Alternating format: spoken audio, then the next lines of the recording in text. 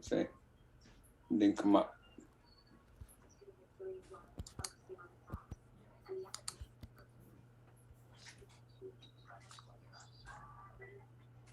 There's a staircase. I don't remember that one. The scene that Steve had, it has a staircase coming down. Oh, And, okay. I there's thought a that was refrigerator. Archie Bunker's house. She was a blind girl, lived in the basement. Oh, okay. Was that Audrey Hepburn? Is that Audrey Hepburn? Audrey Hepburn, yeah. Okay, I think I saw it a long time ago. Where do I stop sharing? I don't see it. It's an absolutely great movie. Very intense. Very intense. Was she blind in that one or no? Yeah. Yep. Okay, all right. I think I've seen parts of it. That's why the refrigerator. She turns out all the lights, so spoiler. Spoiler. The movie is 25 years old. It deserves to be spoiled. It's a play too. Oh, is it? I didn't know that. Yeah, I auditioned for it once. Oh, for the main role? Yeah. It was like Because it down just to has me. that one setting, that one little apartment.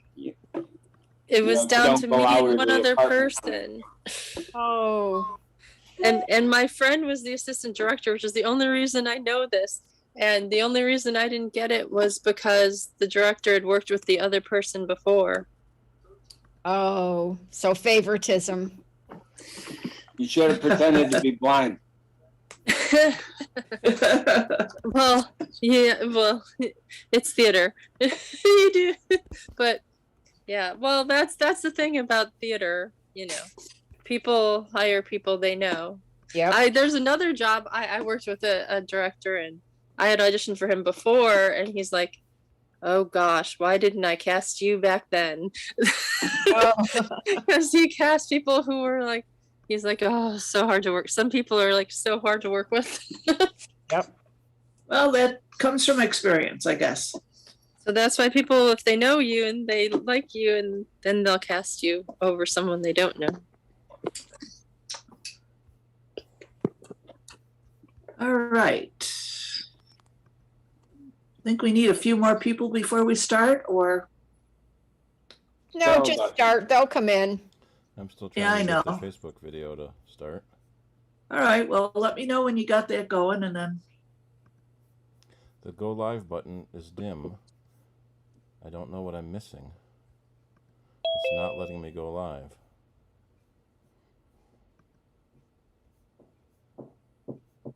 It can see the preview of the video.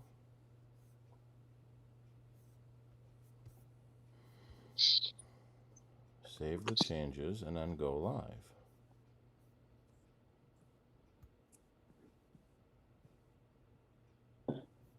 Any suggestions, Charlie? You talking to me? Oh, just in general, since. Anything? I thought you said any suggestions. Yeah, I know. Any suggestions? I just sort of looked at you and said, "Whoo, Charlie's worked with." Well, you complain about it. I guess I should say you don't really. That's work. all I do. All I do is monitor the YouTube and Facebook. I don't know anything about making them work. Okay. I was going to say, Charlie, you look a little dapper today.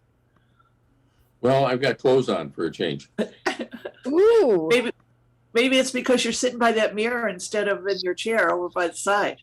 Usually I'm in my jammies. I am in Gaines, Pennsylvania at the Colton Point Motel. Okay, it's a very lovely good. day. Maybe that's why. Say why? I said maybe that's why. Different picture behind you. Yeah, almost any motel room looks better than my apartment. Don't worry about it. So where's your truck taking you? I went to Burlington, Vermont, and then I went to Oneonta, New York. Oh, I've been there. Oneonta is where one of my good friend's daughter lives. down in there. It's a really nice little city. It's Yes, it is. Soccer Hall of Fame, I believe, is there. Yep, Is it really? yep. What Hall of Fame? Soccer. Soccer. Soccer. Okay.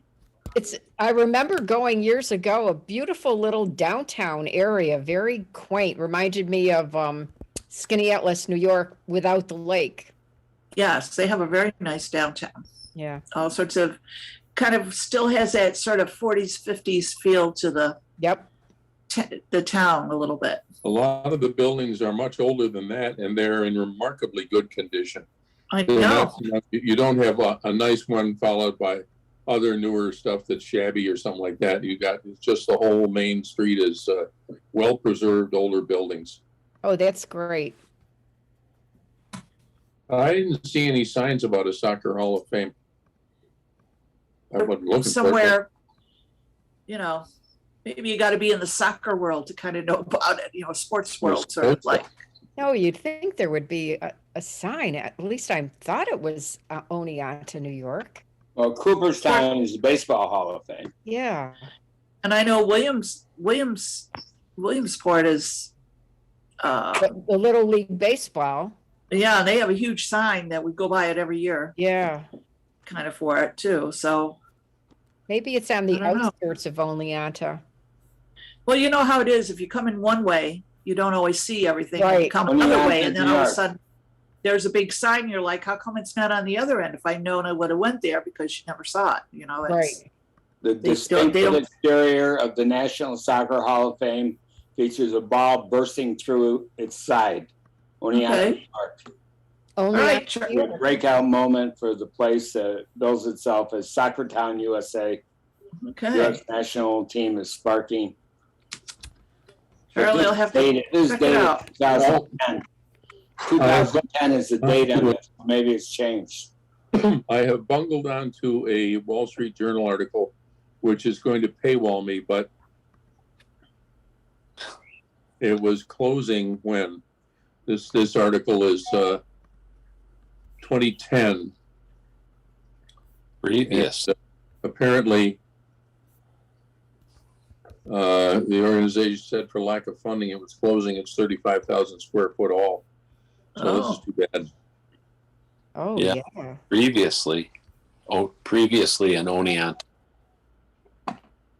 Okay. Well, We don't go and they close down. That's what happened to our Our soccer we had a team. great soccer team here. People didn't show up. And now it's in North Carolina. Yep. well, I sometimes think that people don't always realize that when they think, oh, well, I'm not interested now, that a lot of other people do the same thing, and then it all sort of peters out. Right. You know, I mean, I've seen And- many things happen that way. And you think things will always be there. You think, oh, I'll go next year, or I'll go next time. You don't think that Yep. things are going to go away. Yep. Yeah, and then you go there and you find out, oh, they're closed. A Forever. lot You're of like, stuff is going "What?" away. I came down here actually to try to stay in a town where I stayed last summer. And it's very small, and it had maybe, 2 restaurants. Well, one of them was a restaurant and an ice cream stand, and then down behind it there were about half a dozen cabins.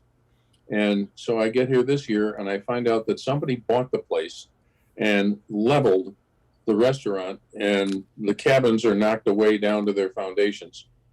Wow. And nobody knew whether he was going to build anything to replace what he destroyed or not. The restaurant had just put a new roof on, Wow. Oh, my. Oh, wow. and they sold it to somebody who knocked it flat. So I'm going to have to find a new wonderful little town to hang out in, because this had just enough for me, and now it does not. Oh. That's how it goes sometimes, though. You know, somebody comes in and boom, it's gone. Yeah. Try Alexandria Bay. I've been there, but it's not the kind of thing I'm looking for. That's a busy place when it's summer. You know what it reminds me of is the RKO Palace in Rochester, that was knocked down to build something else, and the something else never happened. It was just a parking lot. And if Wow. anybody was ever there, it was what, real opulence used to look like, and really nice. But They don't make them like that anymore. No. Have you been to Skinny Atlas, New York, Charlie? I have. That's a been good little town. I don't know it well.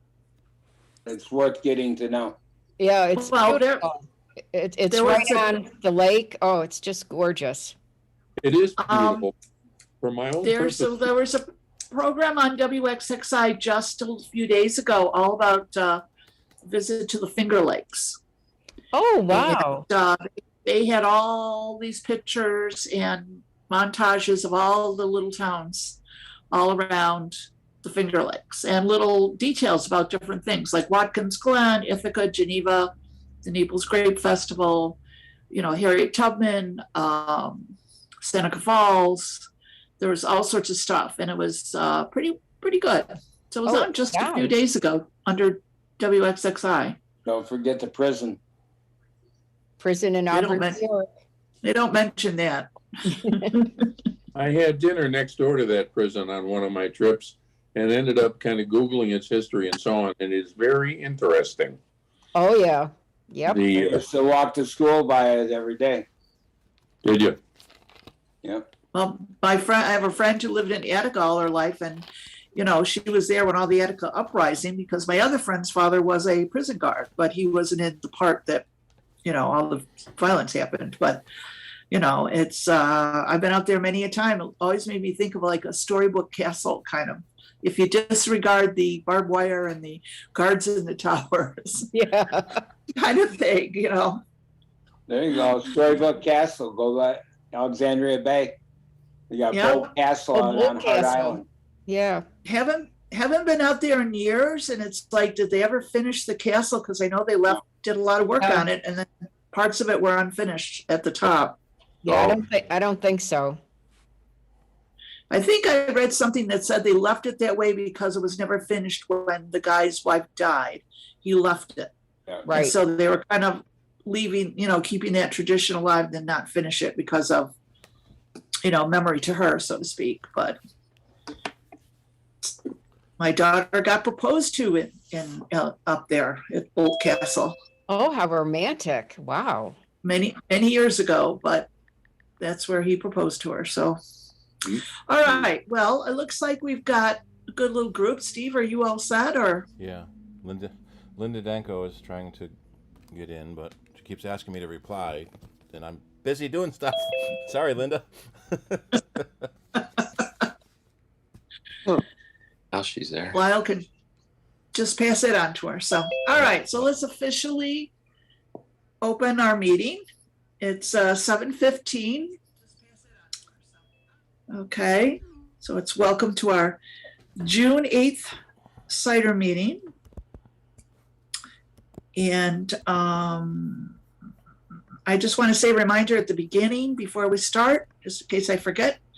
But our next meeting will be our picnic on July 13th, and we'll be at Dave and Karen Chamberlain's home. And we'll be sending an address and some more details as we get them all set up before next month. So I hope, you know, everybody's interested to come. We had a great time last year. Hopefully the weather will be good. That's the other thing. But he's got a pool, so that's always helpful. So get your bathing suits out if you want. And so we'll let you know more details as we discuss them all at our board meeting next week rather. So, all right. So Steve, you want to start with your, do you want to do Q&A? And I wouldn't say Apple News since you're going to talk about the Worldwide Developers Conference. So Yeah. Does anyone what do you have want to start with? anyone have any non-Apple news? 'Cause there's so much actual Apple news. Oh, Linda made it in. Thank you, Linda. Hi. Hey, Linda. All right. Well, do you want to start with a little Q&A and then you can get into the rest of it because that'll take care of all the Apple News and all the other stuff that's going on. Yeah. Bob, how long do you need for yours? Well, I forgot that I was going to be doing the report. Basically, I'd be reporting on the meeting that we talked about at the directors meeting, right? Yeah. So Do you want I do you can want to talk do that for now, 5 Bob? minutes, or I can talk all night. Yeah, that's sort of same for me. You know, if it was an old Isaac Asimov story about that. If someone asked him how long he needed to prepare for a speech, and he said, "Well, if you want me to talk for 5 minutes, that will take me a month. But if you want me to talk for 3 hours, I'm ready now." Well, Exactly. when do you want to talk, Bob? Do you want to go and you could do it now? Do you want to let us have a break or do you want to, how are you feeling? No, we can do it later. We do all the regular stuff and then Okay, collect my thoughts. all right. My Very good. favorite All right. Isaac Asimov was a thing we saw at the planetarium. It was called The End. It was all about the end of the universe, the winding entropy. Can entropy be reversed? That was the issue. The ultimate question. No, the last The ultimate question. The ultimate question is Douglas Adams. Last question is Isaac Asimov. Last question. Yep. It was great. And we saw that at the planetarium. It was really one of my introductions to Isaac Asimov. Read him for years and years and years. He was my introduction to sci-fi back when I was a teenager. Him and Arthur C. Clarke and I Robert have a quick Heinlein. question for Steve. I have my iPhone and I keep getting phone calls. Like I will shut the iPhone down and a phone call will come in and turn the device on. Is there a way that I can stop it from doing that? Because it just drains my battery. You sure you're shutting it off or just putting it to sleep? I'm doing the slidey thing to turn it off. Isn't that what I'm supposed to do? Yeah. For complete shutdown? Yeah. Then do you plug it in? No, To charge it? no. Theoretically, if it's off, it can't turn back on. But if you plug it in to charge it, it will automatically turn on when it's plugged in. Do do do do do do do do. Yeah. That's right, Rick. You got a special phone. Yeah, There was an article we talked about on Soundbites a few weeks ago that Apple has a different definition of off than a lot of us do. Apparently, the GPS and the low level cell, the S7 chip, are still running even when it's powered off, so that the Find My Phone can work. I'm seeing an interesting article about background apps that won't shut down, so the phone doesn't really turn off. Check your battery usage to see if there's a strange or some app using too much battery usage. Okay. So it sounds like it's not completely turning off. Take the SIM card out, or put it in a Faraday bag. then it can't work. You The Faraday bag is a good idea. I like that. Yeah, you always see those tropes in movies where they break the phone and throw it away, and all you got to do is take the SIM card out. Then it doesn't work anymore. It can't be tracked. Yeah. And every now and then there'll be some character will say, "I just bought that phone," because most of us did just buy that phone a lot of times. What was it in MacGyver? Like every episode, he has to borrow a phone to make some gizmo, and whoever's left in the group with him always kind of says, "Oh, I don't have my phone." No, don't do that. I can't. Sorry. Okay. Well, thanks, Steve. I'll look into that. Yeah. I see something about making sure Siri is turned off. Turn off Hey Siri, so that Siri doesn't wake it up and try to do something more. But yeah, it's weird. It shouldn't be able to power itself back on. I think that was pioneered in 2001 Space Odyssey. Yeah. There is two of them now, very nasty Trojans that I just lost the name of offhand, that were being put on dissidents' phones and journalists' phones so they could track dissidents. The Israeli NSO group made one, and there was just another one that somebody found that keeps the phone from turning off so they can be tracked. Pegasus is the one from NSO group. Let's see how to. So usually, if you're a target for Pegasus, because it's a state-run service, and they sell their services to other people, that if you're a target for it, you'd probably know you'd be a target for it. Here's an article from The Verge to see how to know if your Pegasus is on your phone, because it keeps. Oh, you have to get to the command line and do stuff. You don't want to do that. Yeah, if you're in an industry that would make you a target for Pegasus, then you may have it if you're not a dissident or a well-known journalist writing about dissidents. You probably don't have to worry about it.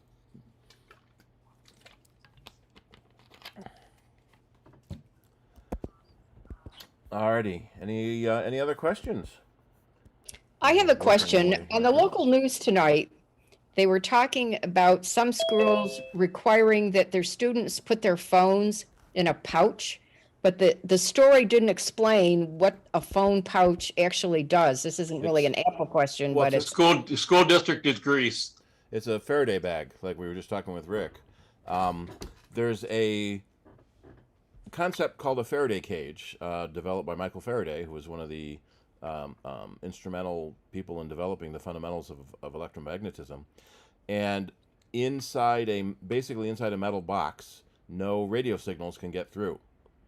And people found out it doesn't have to be an enclosed box; it can be a cage, like a wire cage. And as long as the distance between the grids is less than about 2 inches, because the frequency that phones run on. And so there are Faraday bags you can put your phone in when you want the phone to absolutely not be able to get tracked or receive calls. A lot of people will get little Faraday bags for their passport or their credit cards, so the NFC chips in them can't be activated unless they really want them to. One of the big things that we've seen in schools, for several years, students have had to turn off their phones when they're in class. A lot of times the teacher will sort of confiscate the phone. You got to put your phone in a rack when you enter the classroom, and you can't get it back until you leave. There has been concern because it's they don't want the phones ringing during the class and interrupting class and whatnot. But there's concern, what if there's an emergency that someone has to reach the kid? And so by blocking their phone completely, you may run into that. There's similar issues have come up in movie theaters, that they could put a Faraday cage around a movie theater to prevent cell phones from going off, but then they'd get sued the first time someone had a heart attack and couldn't dial 911. So right. But I was reading today about Thank the you. pouches, Yep. is that the key isn't necessarily blocking like a Faraday cage, blocking the signal, but it's locking the phone up so they can't use it. They put it in the pouch and then they use a device that locks it. And then at the end of the day, when they physical. leave the phone-free area, Oh, yeah. they have to check out where they have it unlocked and redeem the pouch. So it has a physical lock on it. Yeah. I know when Matthew was in school that they had everyone just set their phone in a little trough by the door on the way in. That doesn't stop it from ringing. Then I read stories about teachers who if the phone rings, they'll answer it and embarrass you in front of the class. So people learn really quickly to set their phones on silent in that class. I think they'd be liable. They probably would be, yeah. In the old days, in the event of an emergency, call the school. Yeah. the school knew what room you were in at that period, and they went to the room and got you. Sorry about the lawnmower. Yeah, so they had the school knew what class you were in. They had intercoms in the classrooms and would come get you. Yeah. Do they not do that anymore? I mean, are we that reliant on technology? What if a terrorist came? There's a movie idea. So a terrorist comes and puts a big box around the building, and then no one's phone works, and then they can't get to anyone because they rely on technology. You know, landline, so they can't call and say help. I saw the cutest cartoon today. A kid hiding in a classroom and sees a gunman walking by, and leans his head out the door and says, "Help! Help! He's teaching me about gay stuff." And suddenly 100 cops show up pointing guns at him. That's a good one.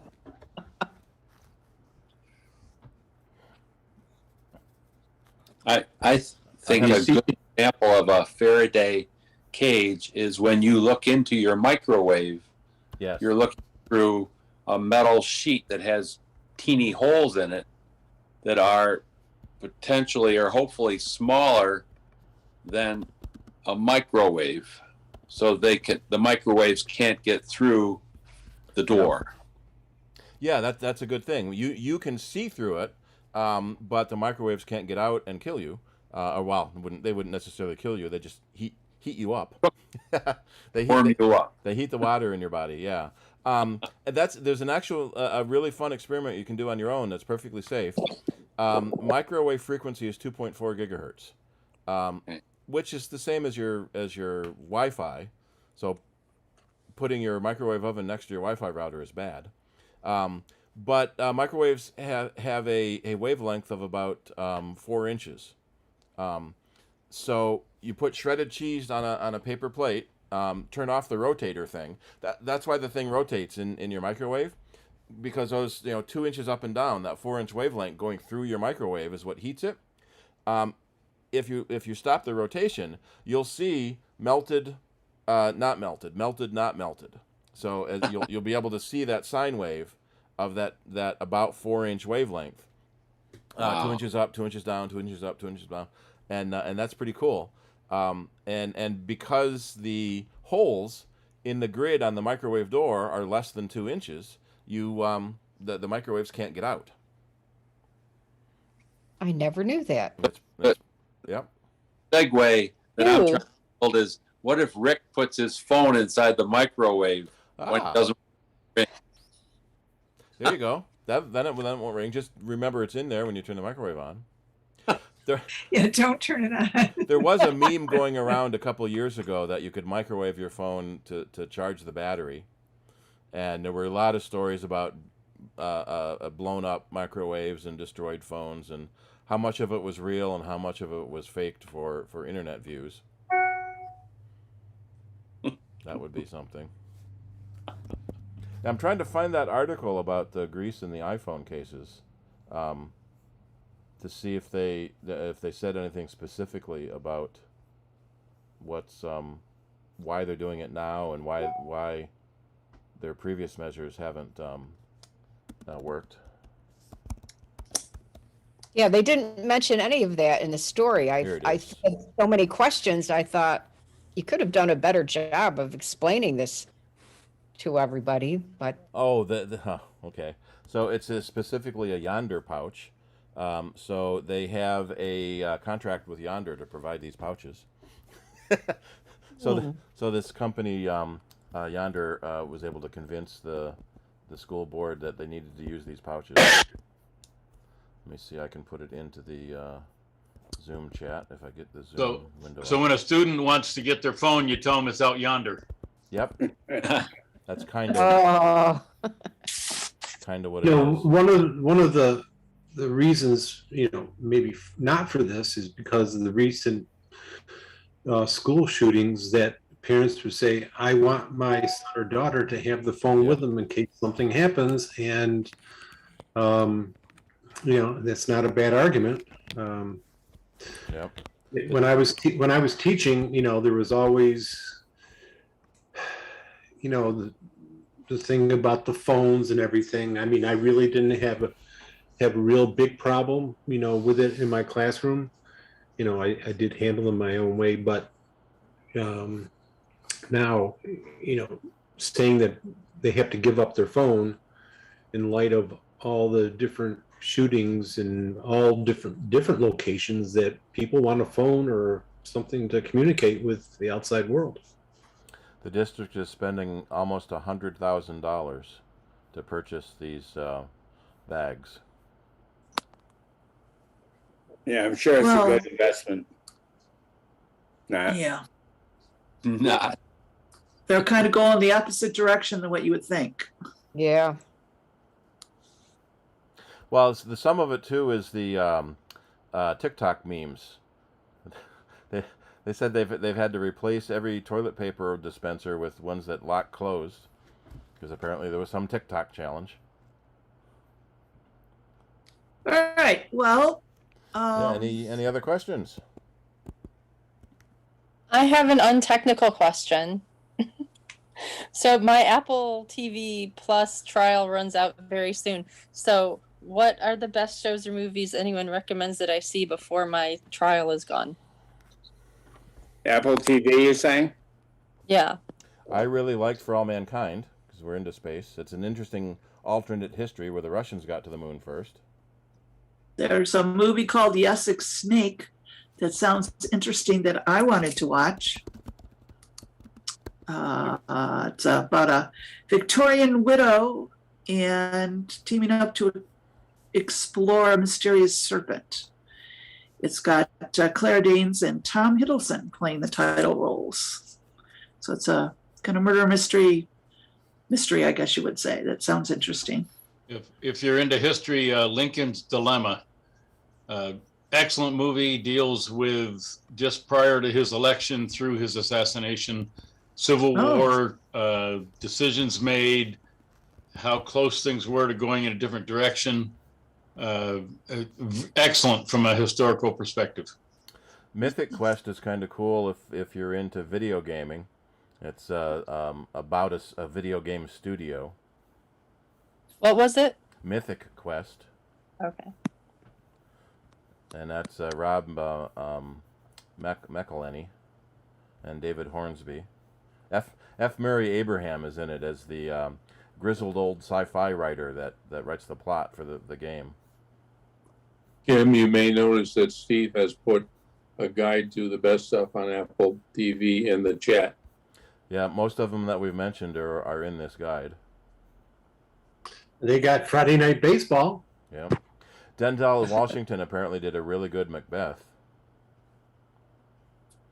I tried to watch that so many times at Oscar time. I did watch a few Oscar movies. I kept falling asleep. I never got through the whole thing. Slow horses. If you haven't seen Coda, that's a must. Yeah, and right. slow horses is very good. So that's showing all our different interests of everything that we like to watch, right? Yep. Oh, Foundation So was good that's for good. sci-fi. I read Slow Horses and I loved it because it's they call this guy sort of the next Le Carré, but the whole business is that it's a team of MI5 people who have screwed up one way or another, and instead of being just kicked out of MI5, they're all relegated to this place that's called Slough House, and they're called Slow Horses because they weren't, up to speed with the regular crew. But God, it's a lot of fun. It's the guy who runs the place is a character, and I haven't seen the TV version, but the book was great. Gary Oldman. Something I watched the other night. I think it was the first episode, was Prehistoric Planet with Richard Attenborough. Okay, so the documentary kind of thing. Yeah, Is it a movie or a series? It's a series. The graphics are amazing. It's all, obviously they didn't have dinosaurs, but but it's really a really pretty amazing documentary. Looks like it's divided into 3 sections. 2 episodes on coast, 2 episodes on deserts, and 2 episodes on freshwater. That's neat. And there may be more, but I only see the 3 episodes divided in 2. Yeah, we're at the point where there are so many streaming services, each with 1 or 2 shows you want to watch, that you subscribe to one, binge watch it, cancel it, and then subscribe to the next one, and binge watch what you're there, and then cancel it, and work your way around until you see everything, till the next season comes out again. Well, that's the problem, because it's like, so you'd have to go to like Emmys and Golden Globes or SAG Awards and see like all the award-winning shows, and like, okay, let me watch all the award-winning ones because they're probably better. Like, let's watch Ted Lasso and The Morning Show, and you know what. I'm watching Ted Lasso now, and I still haven't seen The Morning Show. And Severance is supposed to be good, I've heard, but then there's like 50 shows. Well, you're You running just out of watch- time, so finish them up. Yeah. There you Yeah, go. you watch the nominated ones, or then you go to someone else and you watch, or do you try and watch like all 50 shows while you're on one service? Like, Yeah. how so do you pick? right now, get off now. Just go to Apple TV. Start right now. Yeah. Do it. Yeah. Do a 24-hour marathon. 24 hours a day for the next week. If you can get it on your iPad, your phone, and your TV all at once. Yeah, watch it all. 3 different shows at once. Yeah. There Watch was a- something on my phone while I go to the kitchen, while I go to the bathroom. Keep it off. There was a lot of concern when Apple TV Plus started because Apple didn't have any back catalog. Where, you know, at Disney Plus you can watch all the, well, it turns out you can't watch all the old Disney movies. But with Apple TV Plus, they have so many really good shows that are so critically acclaimed, and it's the least expensive of the services at $5 a month. That there's a lot of stuff to watch. I ended up watching Doctor Strange. Remember, Steve, you were watching it? He turned down live TV, and it was like sort of in the middle of Doctor Strange. I started getting hooked on it. He went to bed. I went back on Disney Plus and started watching the whole movie over again. Yeah, without commercials. And then I ended up watching Lilo and Stitch because I had so many references to it. I was like, I thought, I haven't seen that movie in forever. So I kind of refreshed it to say, oh, okay, that wasn't a bad movie either. So, and then I had to round it out with a little bit of Encanto. Oh. I didn't watch the whole movie, but I just watched the "We Don't Talk About Bruno" part. That We was kind of don't cool. talk So, about Bruno. Yeah. yes. Yeah, So that's a very, very good movie. If nobody has seen it, it's you know, a pretty good animated movie. Disney is probably one of the best value of the streaming services because they have all the Marvel stuff, they have all the Star Wars stuff, they have a lot of the Star Trek stuff, even though they're not Paramount. And then they've got a lot of the old Disney stuff. So that's probably And one of the Pixar and all the Pixar movies. Yeah. and National Geographic, which seems odd to put in with all the rest of it, to have National Geographic, but still. Companies are buying so many other studios that you don't know who owns whom, and that shows up on that show. Now, it's surely All right, the same well- thing with YouTube TV that you can't get all of your Ocracoke. No, not Ocracoke. What's the thing you watch on History Channel that you can't get on YouTube? The Curse of Oak Island. Oak Island, yeah, another Oak Island. Nick watches Forged in Fire, and that's another one that's not available on History on YouTube. Yes, So- I want History Channel You have so to, bad. You have to get History Channel itself, and they apparently still have deals with Nope. Spectrum, so you have to get it on Spectrum, or Yes, you can watch it on their website. Nope. I was- My shows that I I was want to able- watch, I cannot watch it on the History app. Can't watch it on YouTube TV because it's owned by AT&T, and they have not come to agreement as to History Channel. You can watch old stuff, cannot watch episodes of new things in most cases. So I'm at a loss as how to watch shows that I watched that suddenly I can't watch anymore because I don't have Spectrum. And it's very frustrating. If I want to wait through the whole season, they'll show it, you know, but just, there's no way around it until somebody comes to an agreement. You And just can't watch it. And what's happening is when the agreements with the cable companies run out, then the channel or the package of channels, so whoever owns history, will make a separate streaming service. So we're hearing that Paramount has pulled Star Trek off of other services because now they have their own Paramount streaming service. And other companies are doing the same thing. They're pulling things off of Netflix and putting it on their own service. Now, the interesting is the Orville is showing on Hulu, which is owned partially by Fox. So it was on Fox broadcast for 1 year, and then it's gone to Hulu. So it's interesting that it's not on a Fox streaming service; that's on the Hulu streaming service. So there's too many different shows to watch on too many different services. Yes, And and it's bad enough that you have to watch those, like the individual ones, but like you're saying, like you can't get Spectrum and YouTube TV and AT&T TV because, like, if you want the Shorts channel, because I really want the Shorts channel. It shows all the short films and it shows the Oscar films and puts it on the theaters, but you can only get that on AT&T or DirecTV. Yeah, if it's like you can't subscribe if you to don't mind everybody. if you don't mind paying for all of them, you can get everything you want. If you got $1,000 a month to spare, hey, you can actually watch everything. Yep. No, There's you can't. actually a service. It doesn't for- matter how much money you got. Yeah. You can't watch everything. Not enough time to watch everything. Well, You yeah, can't read all the books in the library. You can't watch everything on TV. There's everything you want. there's a service. No, you can't watch everything you want. Not enough time. There's a service you can get for theatrical movies that basically they put a little literally a theater in your basement, home theater basement, and for some ridiculous, tens of thousands of dollars a month, you can see first-run movies in your house. We're starting to see that now with some of the first-run movies going on streaming. So like HBO Max will have Warner Brothers movies on streaming and in theaters at the same time. And we're starting to see the TV commercials for movies are saying exclusively in theaters.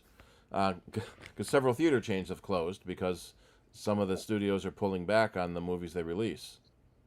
But even if you have, the 75-inch TV in your house, there's still something to be said about the movie theater experience with all your friends. yes, we don't have huge screens in our houses yet. So, all right. Okay. Well, let's go on to if there's no more questions, why don't you start with the developers conference then? Well, that's going to take a long time. Do we want to? It might be better All to right. do Bob now, then take a break. Does that sound good for you, Bob? Okay. All right. I'm going to pin Well- you. For those who are unaware, it's AWUGU. I guess we're calling it WUGU. It's World Users Group. I forget. Anyway, AWUGU. You can Google it. And there's a group of groups. And Tom Piper is the contact person I have. And I contacted him and he invites me, sends me the link for their monthly meeting. The meeting is 2 hours and they keep clock on it. So they start at, I forget what time, 7:30. Anyway, they start at a specific time and they go till 2 hours, then they adjourn. Members, like here we see right now, we got 14 screens I see all at once. There we saw about 30, plus or minus 5 or 10. And the people whose pictures I see are from New York and Arizona and California and Washington and Belgium and France and Australia, New Zealand, etc. So we got worldwide coverage, and it's nice with all the accents and such, and so on. The topic of this last month was about hybrid meetings for users groups. And basically a hybrid meeting is where you have a Zoom meeting like we're having right this minute, but you also have people convening in some venue like we used to do at East High. So at that venue, they showed one venue where they had it set up with two screens.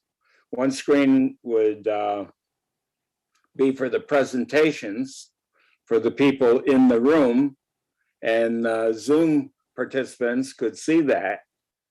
And the other screen was for the thumbnails of all the different people that were participating.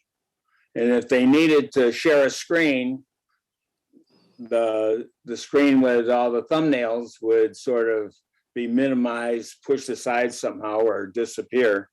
And then they'd have the shared screen, and the other one would be the application screen. And so it worked out very well. I see that as the future of our group here, that eventually will, if we survive, we'll get into some kind of a hybrid meeting where we can have people from out of state, from remote districts, or during bad weather, all joining by Zoom. And there's a lot of appeal to meeting in a room where you can actually shake hands with people, eat the cookies that Shirley brings, and have a cup of coffee, and so on. So you can do both in the hybrid meetings. Any questions at this point? Anybody want to ask? Or Nope, that sounds good. Bob mentioned the hand. oh, that was There were cute. so many people. But one of the things I picked up on is something we could be doing, and maybe we should. But when you got small numbers, like my political chat usually has anywhere from 4 to 10, and it's, you know, we're polite and we don't mind interrupting and so on. But, you know, when somebody's on a jag like I am right this minute, you don't want to interrupt me. You might do this. And the host, Tom Piper in the World User Group, he will recognize that and call on you, you know, when it's appropriate. But the alternative is reactions, raising your hand, like I did right here. And when you raise your hand, somebody else might still be talking, but your hand is raised. And it also creates a cue. So if somebody else will click at the bottom where it says reactions, raise your hand. Somebody, anybody? Carol? Oh, Carol did it. Okay, now she's second in the queue. So if I lower my hand, which I'll do right now, she moves over to the corner. So that sets a priority for whose turn it is to talk, and everybody gets a fair chance at sharing the podium. And this is something you said again at the, It's reactions at the bottom. but it's an Reactions. organizer does this? Yeah, well, you can, yeah, it's, Okay. and they even, to be politically correct, let's see, is it skin tone? You can even change your skin tone if you want to have, you know, black or tan or golden. I don't know who has a golden hand, but yeah, so you can change the color if you feel like it. It also shows frequently used things up top. So the things used most often, I must have used a soccer ball, and you know, what else? So if you're in a hybrid meeting, are the people that are in person also using computers so that they can become part of the same Maybe, queue? Or well, what? if they're in the Zoom part of it, then obviously they would have to be. But if they're in the classroom or the live part, they would not have to be using computers. They can, just like at East High. You know, some of our members at these high meetings would have their computer out and doing stuff along, and others would be just sitting there, participating. So that's that. Yeah, right, exactly. You can Yeah, I bring was your just wondering how you computer integrate the two groups. to the live session and watch it on the computer as well as being there participating. It's sort of like, sounds like a mirror reflecting a mirror to ad infinity. So, yes. That was another thing that came up in these meetings. Previous month, they had somebody talking about how to run a meeting properly. And the main point, just synthesized down is that you have to have people doing each of the tasks. Asking somebody like Steve to do everything is unreasonable and it's not efficient. So you have, for instance, a greeter. If it's a live meeting, somebody to greet people at the door. And if they're new, they, do an introduction or something, tell them where we're meeting.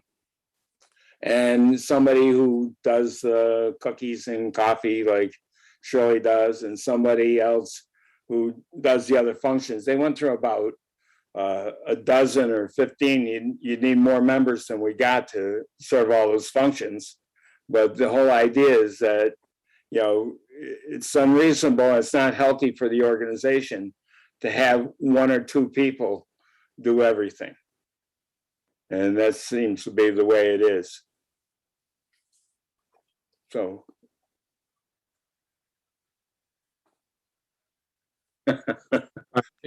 Me or Charlie? Charlie's got his vaporizer there.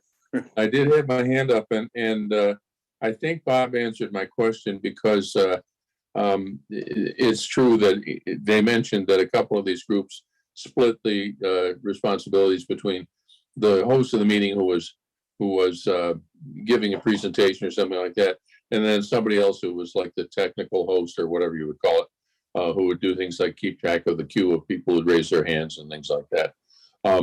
I was wondering, I was just looking in the Zoom settings, and I'm on an iPad, so it's a little bit different here. But under participants, of course, it shows that Steve is the host, but I don't know if Zoom allows or has a secondary host function. So, and maybe it does. Like I say, I don't know.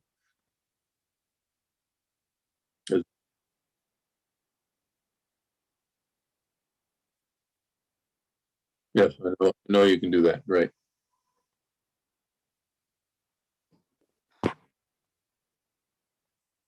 Howard. Yeah, I see. I'm a co-host now.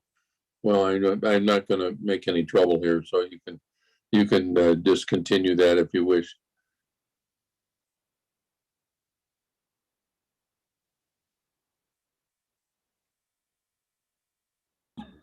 All right. Steve, I was out at I think First Presbyterian Church in Pittsford a couple of months ago looking at a new video system. They have something called an OWL video camera. It's a 360 spinning thing where they can do a Zoom and have people live. So they have a number of people who, for some physical disability, can't come, but they're now able to come. And you can see everyone in the room, and this camera will actually follow you. It's rather expensive at a grand, pretty much, but it spins. If you look at it, it looks like a little pot of coffee when you first take a look at it. But we tried it, and yeah, it seems to be okay. So yeah.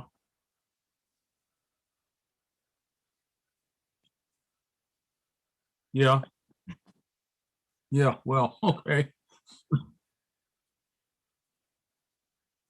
Yeah.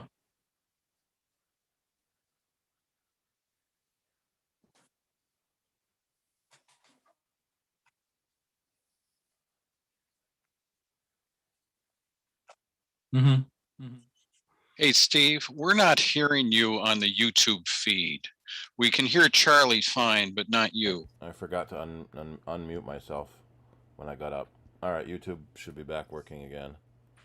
Thanks, Rick. I don't know. I don't want to check YouTube constantly. And the one thing I've learned is that I need to check it if Steve does screen sharing in Zoom. I've got the videos running, but I didn't have the audio running for me. Yeah. But that's working again. Thanks, Rick. Hi, Yeah, Forrest here again to talk to you a little bit more. Yeah, some of the couple of churches that I've worked with that have video production systems, they have a team of 12 people, and microphones all throughout the church, and most of them are using a switcher from Blackmagic, which is a very, very common switcher, being able to zoom in and out and go between the speaker and the choir and the front, and some pretty fancy setups. Yeah, we just switched to that a couple of months ago, but once we actually got it going, you kind of wonder how you ever did without it. Yeah. We've been using a software on Soundbites called StreamYard now and then. One of its big advantages is it's really designed for remote speakers. So you have a host, and then you can invite 20 remote people to come in at once. And so it's a little similar to that to Zoom in that respect, but it's more of a sum to many type system, where you might have 3 or 4 speakers broadcasting out to a lot of places. One of the really cool things about it is it can stream to multiple services at the same time. That you can go to YouTube and Twitch and Facebook. And a bunch of different services at the same time, which is neat. That part costs money. The free version lets you go to one source, and you can stream 20 hours a month for free. And then it's $20 a month, which gets a little expensive unless you're doing a lot of different presentations. But the StreamYard's kind of neat for remote usage. We use it on Soundbites. When one of us can't make it into the studio, but we're available at home or at work to be able to do that. And I was going to say Caster Caster can go to multiple streaming services, but you can't do remote with it. Not to my knowledge, or like you do on Soundbites, you might be out west or somebody, so you can't do that. So what we use here, and also on Soundbites, is the Open Broadcast System, OBS.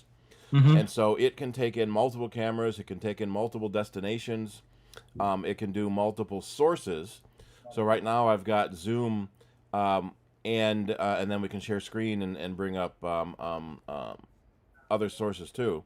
And it's got a lot of options for adding the text I've got around the Zoom window on the YouTube stream. If I'd have found StreamYard first, I might have stuck with it, but OBS is completely free, and I really liked that about it. Yeah. And Bob posted in the chat, there's a Catchbox, a wireless microphone system. So it's basically a microphone in a rubber pillow, that you can throw around. Because one of the big problems we run into, and we've had this at the CIDER meetings, when people want to ask questions, we tried to race a wireless microphone to them to ask the question, and it never really worked out very well because you couldn't get there soon enough, or you didn't have enough wireless mics. And then we'll sometimes forget to repeat the question into the microphone when they ask it. So this is kind of neat, where you just throw the microphone to them, so they catch the mic, and then you can always get someone in your audio. That's pretty cool. I want to see how much does it say it is. $700. Okay. Yeah, I remember hearing that it was expensive, but somebody, They've got a basic one for that worldwide thing, had actually tried it and they liked it, but they commented that it was expensive. Yep. Does it come with insurance? So if you accidentally hit someone in the head when you throw it? I can't imagine anybody could get hurt with this thing. It looks like a pillow fight. Well, they could get the end of it. That's the microphone itself that has Yeah. less foam around it, maybe. Well, they don't have to get hurt to complain. Yeah. So that's neat. So how often do they have these meetings, Bob? Is it once a month? It seems like it's once a month, but there's also that they're recording them also like we do.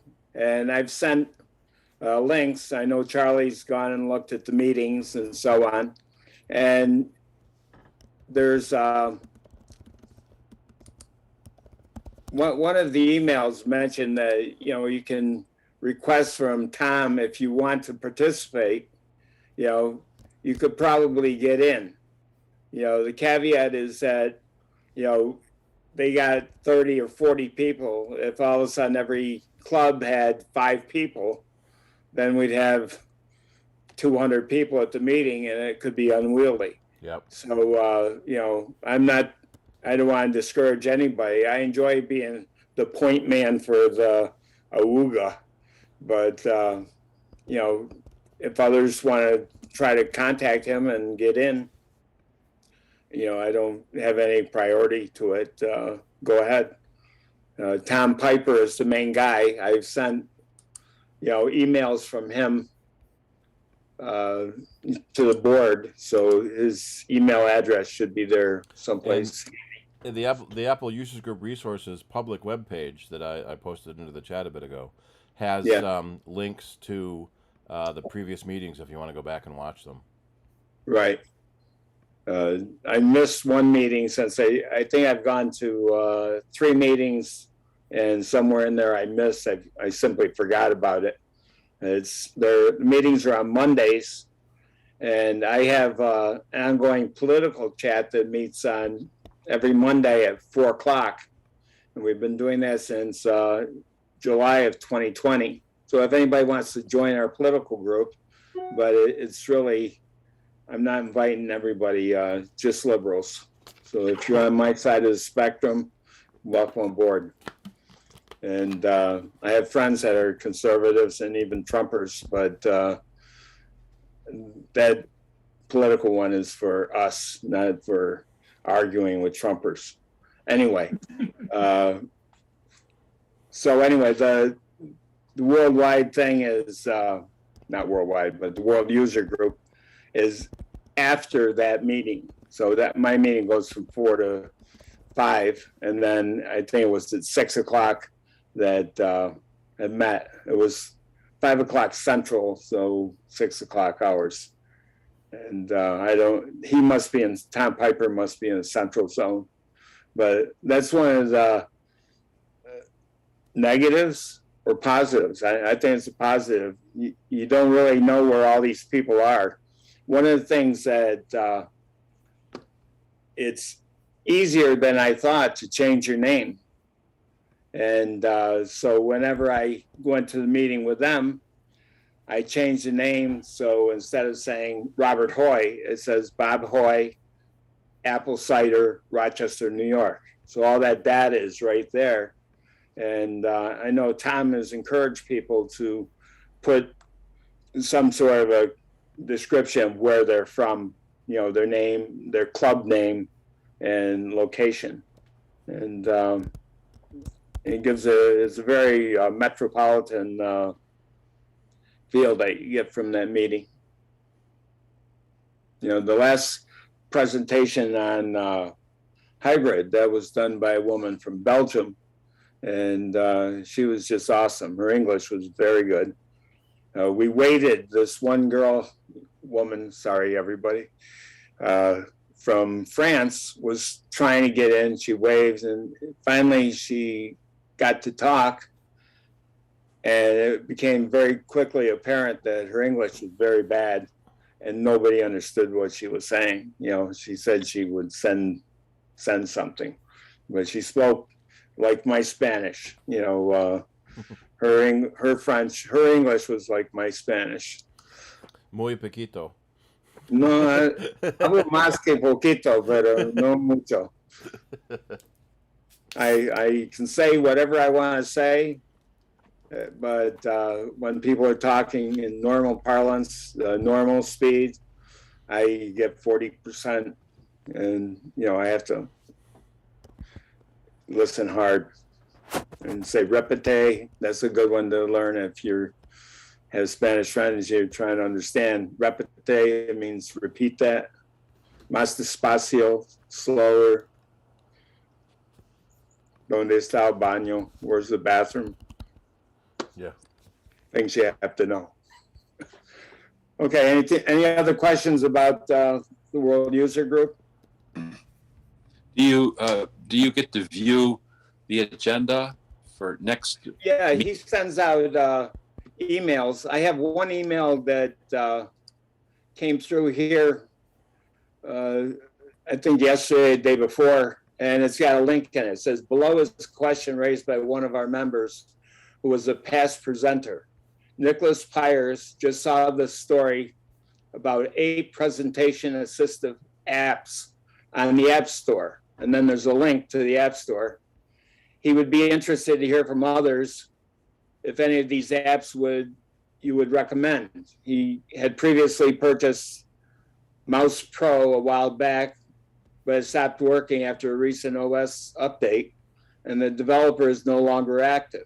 Please respond with your experiences and suggestions. So in that link, it links to 8 different presentation assistants. Let me just open one up. Presentation assistant, that's the name of the first one. Cursor Pro, that's $3. Cursor Pro is $10. Found your pointer with a prominent circle. Surrounds your pointer with a prominent circle or other shape that changes color when you click. So these are kind of apps that would enhance your presentations when you're doing. Extra special swear words. Cursor Pro. Yeah, Keystroke Pro, Presentify, Screen Brush, Mirror Magnet, Desktop Curtain. There's one called AI Note Taker. So Yeah, I don't see that among the 8, but anyway, so that's I'll put that link right in the chat. So if you want to go, let's see, I'm trying to copy it and paste it. Yeah, there you go. So anyway, but that was something that came. The question that preceded that was keeping in touch with them. I forget the exact question, but they will send an email. I will get an email from them either probably a couple days prior to the Monday meeting, and that'll have the link for the meeting, and then it'll have the agenda and so on. And there's nothing stopping anybody from volunteering, because I'm sure Tom would love to have somebody who was qualified to develop a presentation for a future meeting. Thank you, Bob. That was good. Nice. Thank you, Bob. Alrighty. Do we want to take a break now before we start developer news, or do we want to get some of it in, then a break? Well, it's 8:11, so I would say yes. Let's take a little 10-minute break and then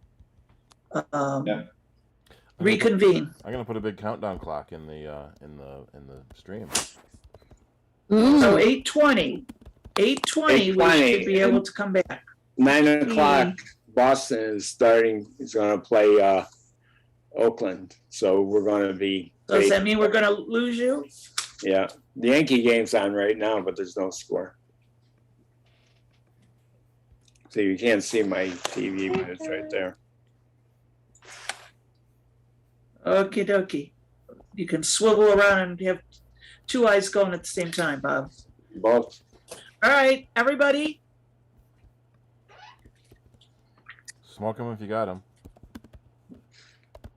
Yeah, I was at poker last week, and the guy sitting next to me had a vial.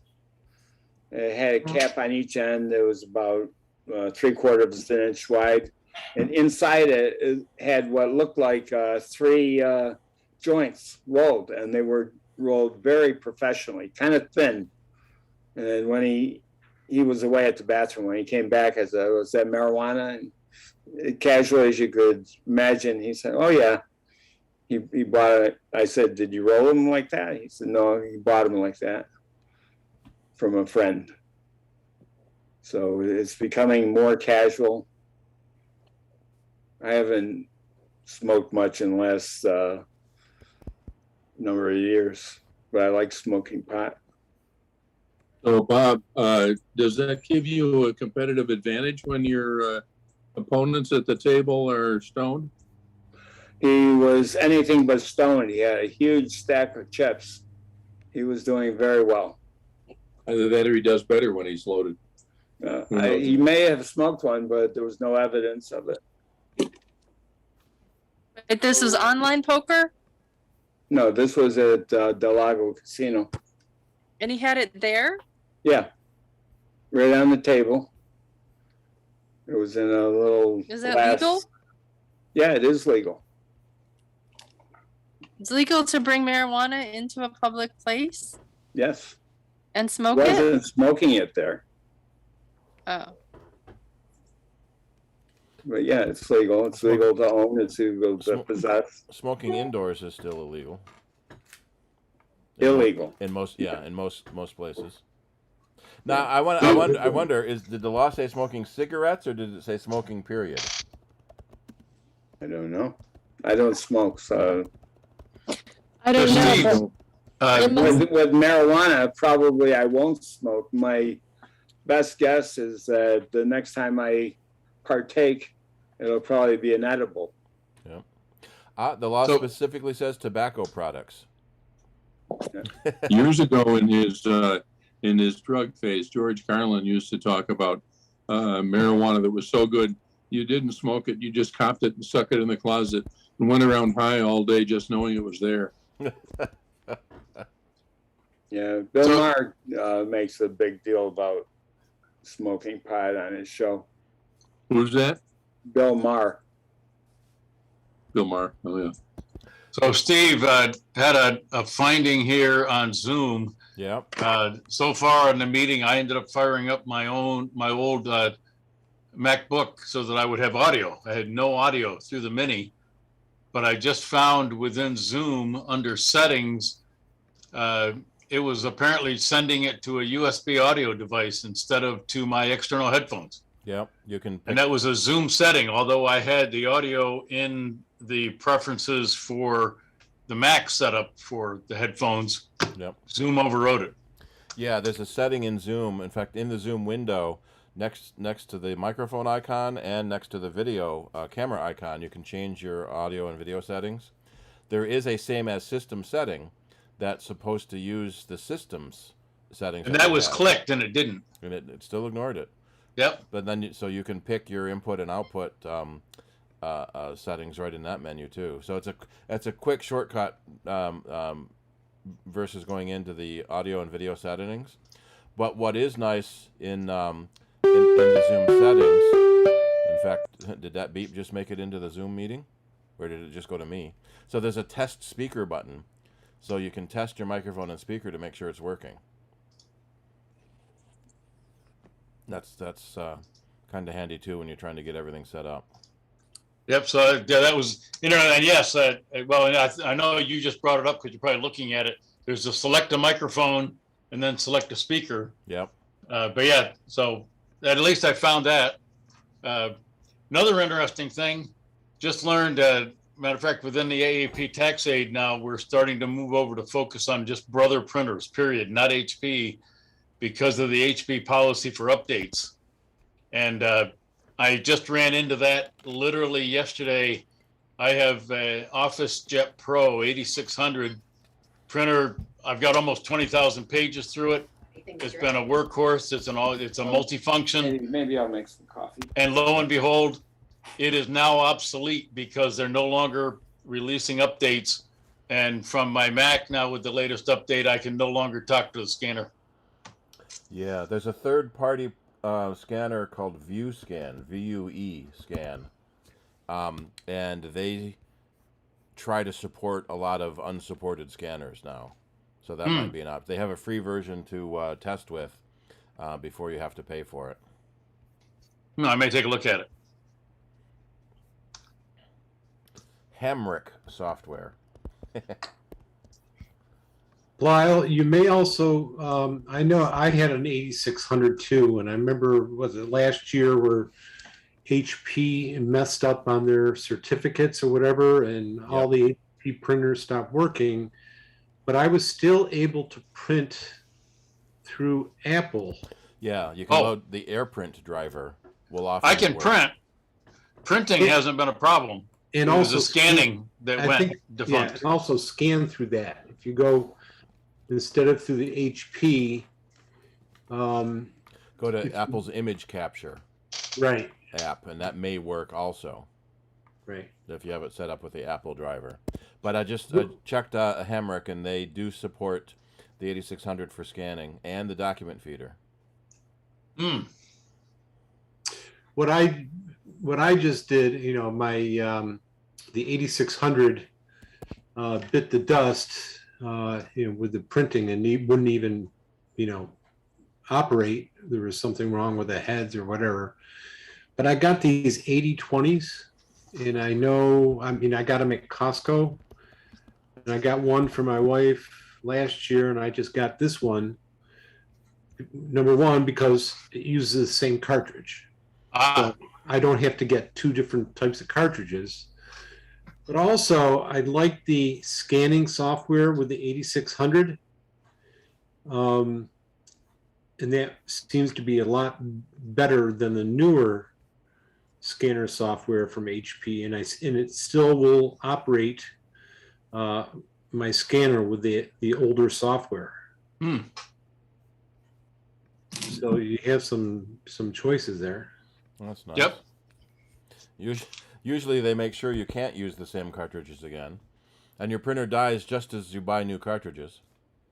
Yeah. Right. So, you know, that way, you know, when I go buy cartridges, I don't have to realize, oh, which printer am I buying it for? They're both the same. Yep. I had two customers this week that had trouble with their printers for so long before they called us in that the ink tanks had all dried out. And so I was able to get one of them sort of working. The black didn't work, but the color tanks did. So it could sort of make a muddy gray, but no black. But the other one didn't work at all.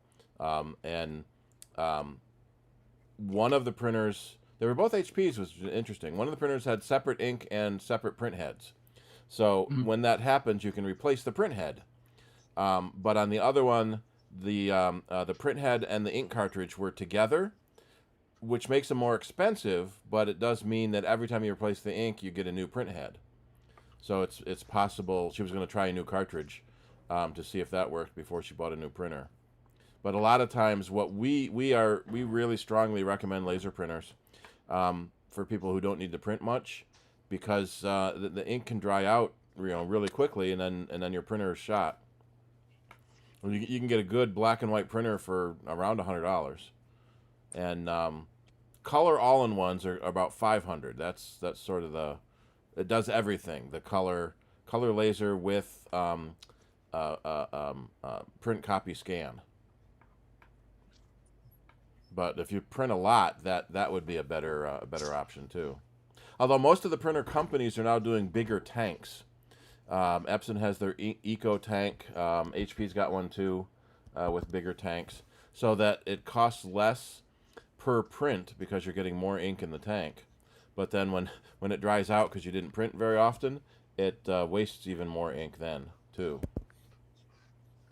I had a question for Ken and maybe Steve.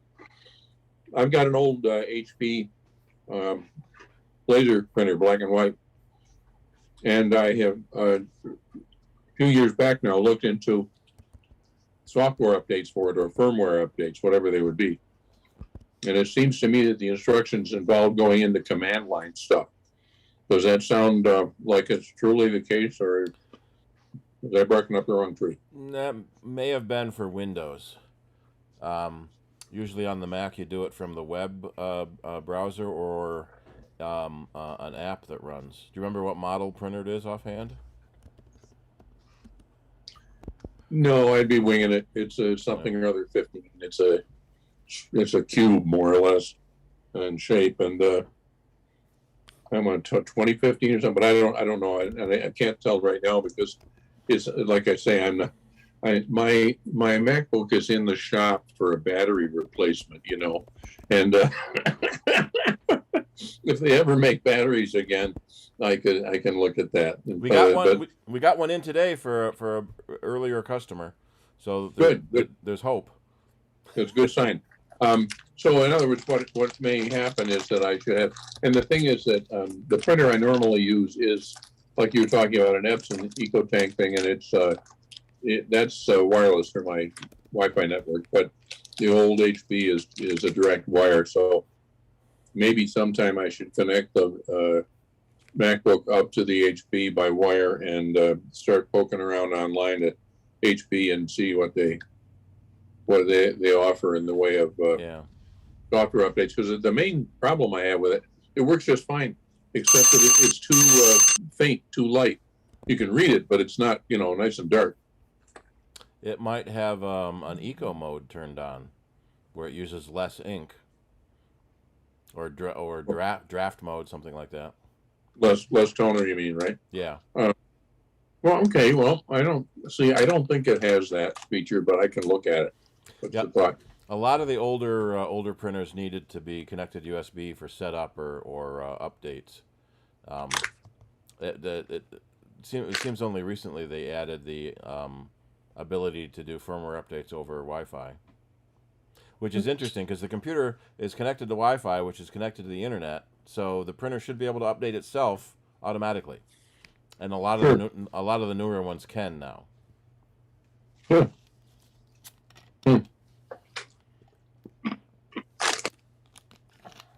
right. Well, if you go to HP, okay, and look up the printer, it does have the printer drivers and also the firmware updates that you can download. And if you try to put the firmware update in and it's not the right one, it will say this one doesn't work with this printer. Okay.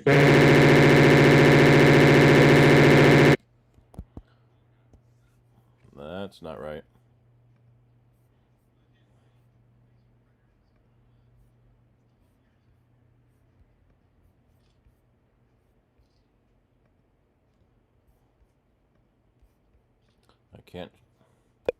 I can't share my sound from the web from Safari because then it feedbacks into everything.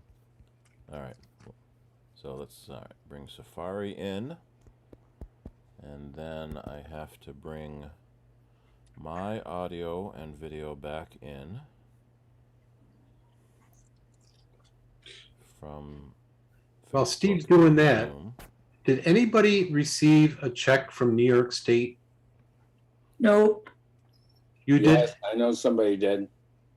I got $850. Stop. We The want tax. I got over 1,000. Ooh, yeah. I was shocked. And I didn't even know about this. What are they? Homeowners rebate, they call it? Homeowners rebate. It Only for comes this out year? in the fall, but they figured with inflation, they would send them out earlier. I could not believe it. I was thrilled beyond words. Now, this is from what I read, it's only a 1-year thing for this year that they put in. But I got a check today. I'm going, what was this for? What was that?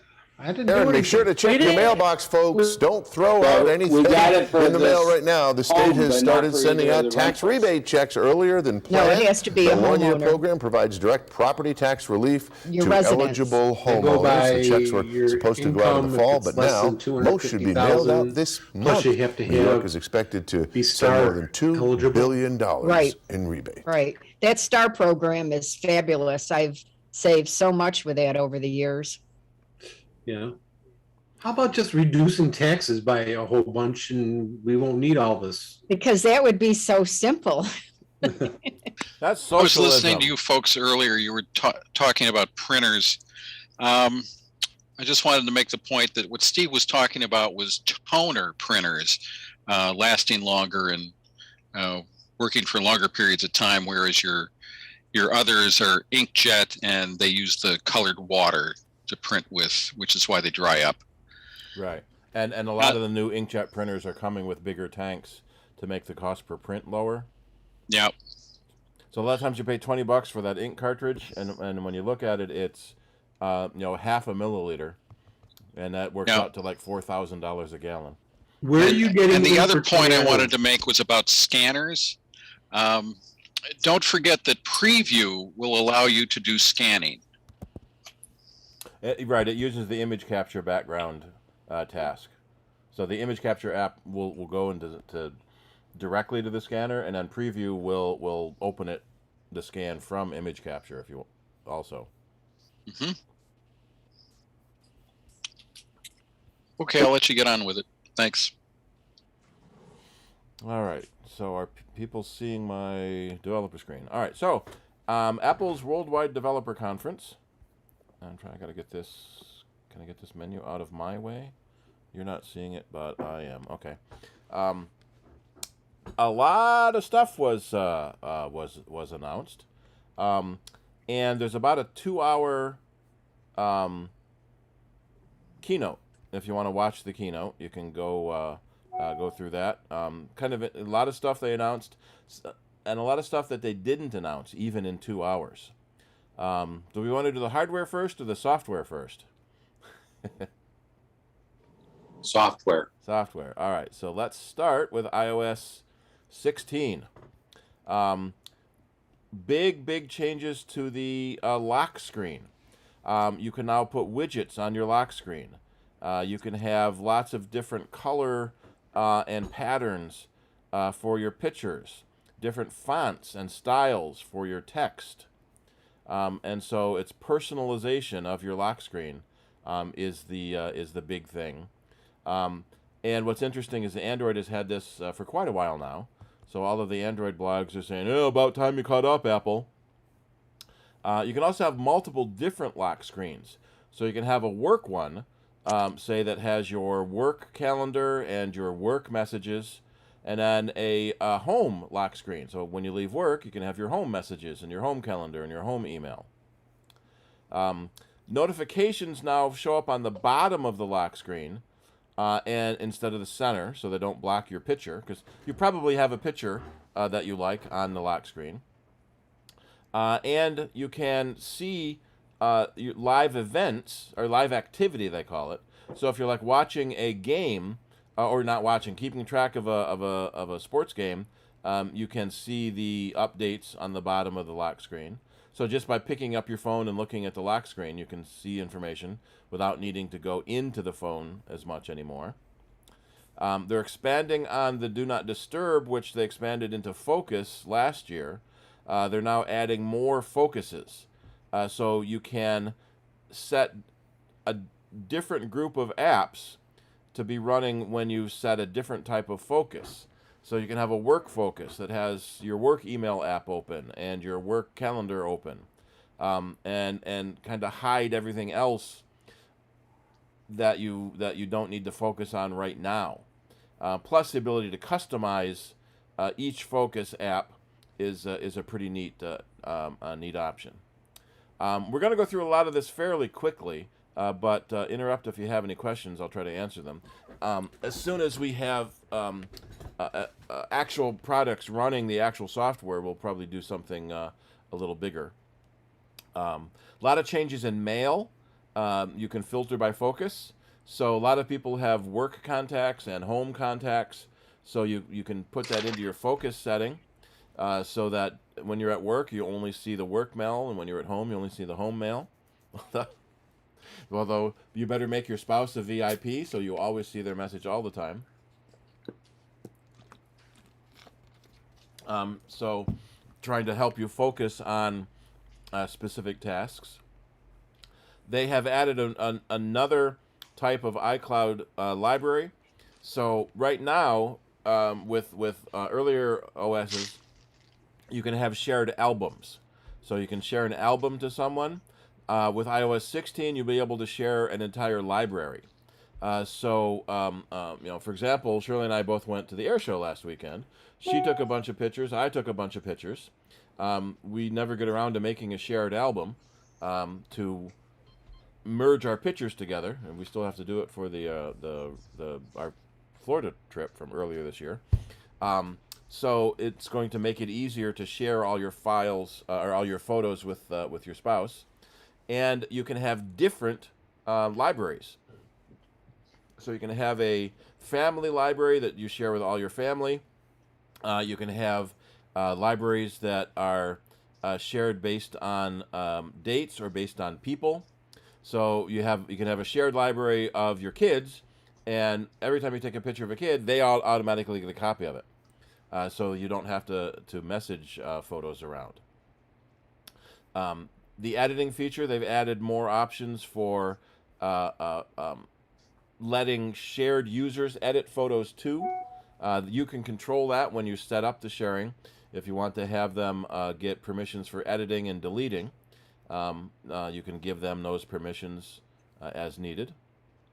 Messages, the three biggest features they added were being able to edit a message, so that you can edit a message after you send it. So if you realize you sent something silly, I thought this was a video. I guess not.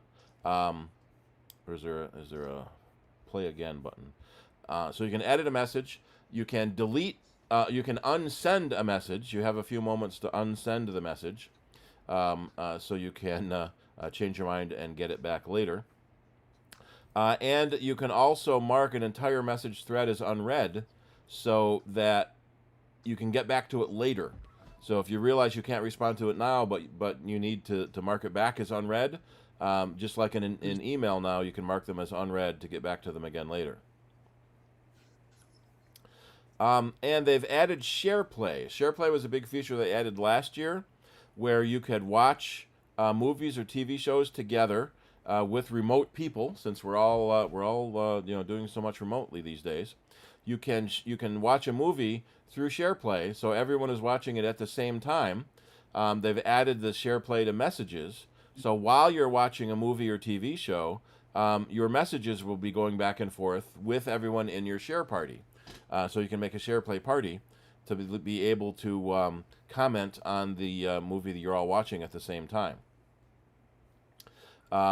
Also, adding into shared notes and shared presentations, shared reminders, being able to share with other people pretty much anything you're doing on your phone now in any program. Right now it's going to be the Apple programs, and the APIs are available for developers to add collaboration and sharing options into their own apps, so that we've got a Pages document here in the message. So you can click on that and it opens up Pages on your device, and now you're collaborating, and multiple people can be editing a single document at the same time, making collaboration with other people easier. Mail, they've added a lot of search options. So as you start typing, the search continues, and it doesn't just search basically your messages. It also searches links, it searches documents, so it helps you find things you're looking for faster. And you can undo a send. Again, you have a few minutes to undo a message you sent if you realize you shouldn't have sent it yet. You can schedule a send later. So if you want to leave work for the day before the message gets sent that you tell your boss off, you can do that. There's a new follow-up flag so that you can follow up with a message you need to finish later, and more rich links in your email, and you can kind of see some of that now, where there's a link to a magazine that instead of just seeing the link, you're actually seeing a thumbnail of that magazine. Let's move down here now. Safari, they've added a new feature called passkeys, and this is intended to replace passwords. And the more they described it, the more it sounded exactly like Squirrel, which was developed by Steve Gibson at Gibson Research a couple years ago, where they're safer to use because the computer generates it for you, and it's more secure to use because the other end doesn't have any secrets to keep. It uses public key encryption, so you have a public key and a private key. And one of the big problems now with, that's all it shows here. Let me see, does this go to a new tab? Yeah. One of the big problems now with passwords is that when you sign into a website, that website saves your password. And if that website gets breached or their database is stolen, your password is now public. So by using a public key encryption pair, the website has your public key, which is already public. So it doesn't matter if they lose it. So the website has nothing for you to keep, so that it doesn't matter if a website gets breached.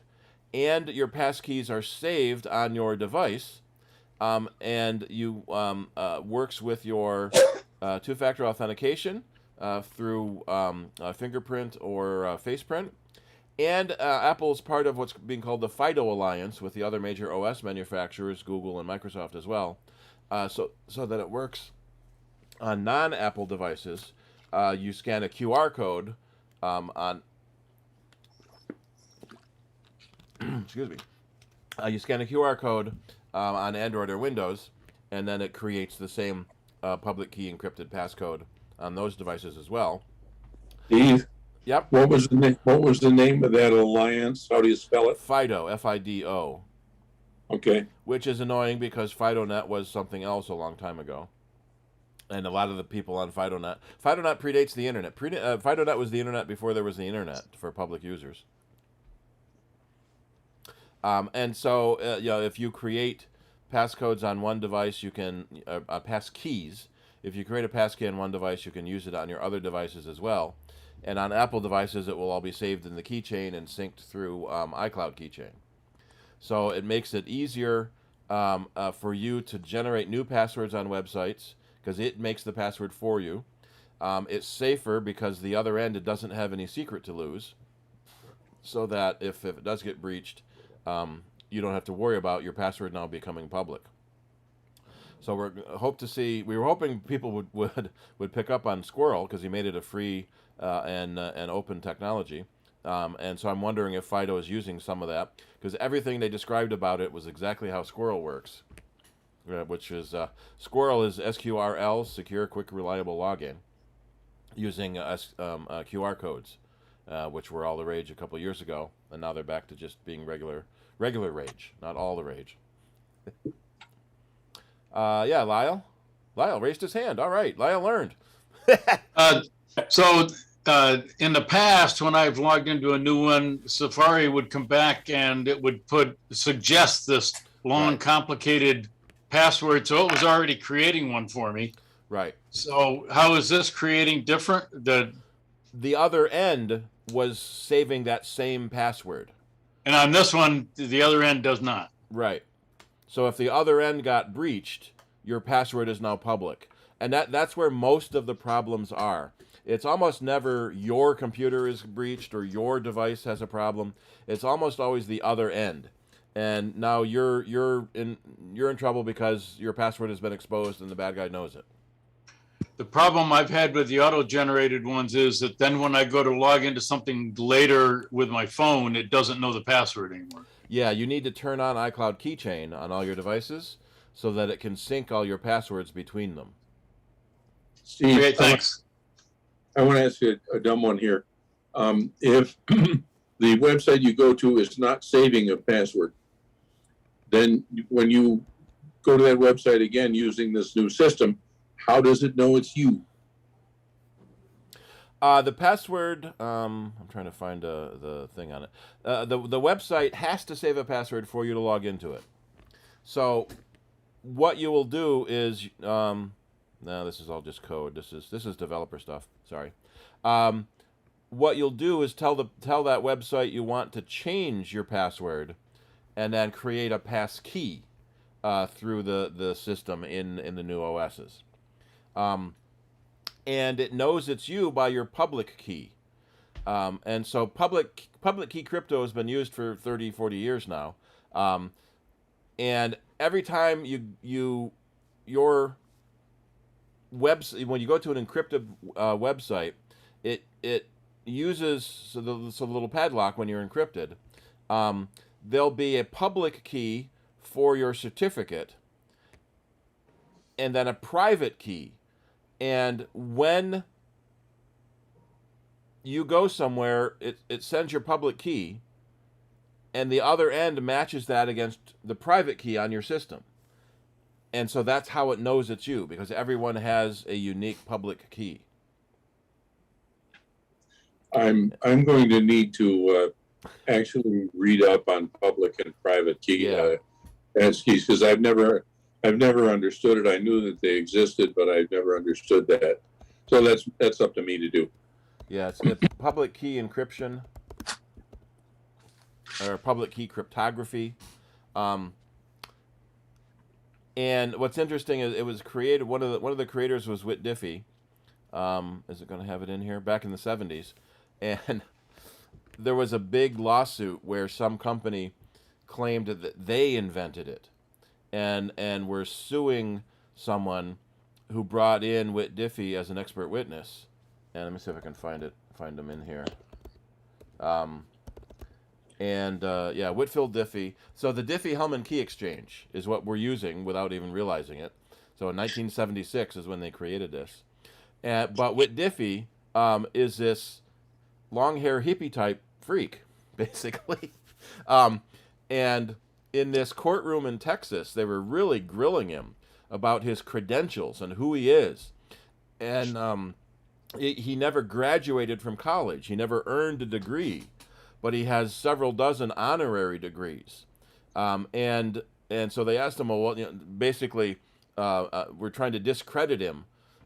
And so what did you do? So, well, I'm the Whit Diffie in the Diffie-Hellman key exchange that we've been using for 30 years now. So Martin Hellman, he looks more like a regular guy, but Whit Diffie was the computer geek. So this public key, you've been using it for years, even though we've don't know you've been using it. And because it's based on the fact that it's impossible to factor large prime numbers. So if you have a prime number 9, the factors are 3 times 3. Well, that's easy. Small prime numbers are easy. Large prime numbers are impossible to factor. Steve. Yep. Excuse me, but 9 is not a prime number. You're correct. In other words, it's impossible to factor any prime number. Well, one in itself would be factors. But beyond that, that's what primes are about, right? Right. And so if you have a 256 character prime number, not prime number, it's. I'm thinking it's impossible to guess it. Right. That's the word just escaped me. It's got to be in here somewhere. So you take 2 prime numbers and multiply them. Factoring, that's what it is. Prime factorization. You take 2 giant prime numbers and multiply them together.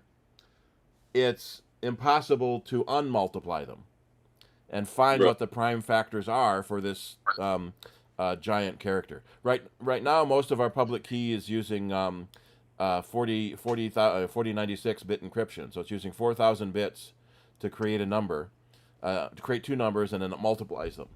So it's impossible to figure out what that number is, which makes it why it's secure, because you cannot find the prime factors of that large number. So in my example was right, even though I used the wrong words. So for the number 9, the prime factors are 3 times 3. So for any number, you can usually create a prime factorization, and that's almost basic algebra these days. But when you get into large prime numbers, it's impossible without quantum computers, which may be able to break public key crypto. That's one of the fears, but we'll see if that happens. But for all of us average users, it's going to make passwords safer because you're not going to have a password. It's going to be a key saved in your device, and the other end doesn't have a key to lose, so that you don't have to worry about them getting breached and losing your secret information. They have no secret to keep, so they can't lose it. It's Steve. Yep. Will this only be on 16 and after? Yes. You can use a program called Squirrel now, SQRL, and for websites that support it, you can use it. And there are he's gotten quite a few websites that that have started using it. Our website uses it because I threw it in there. I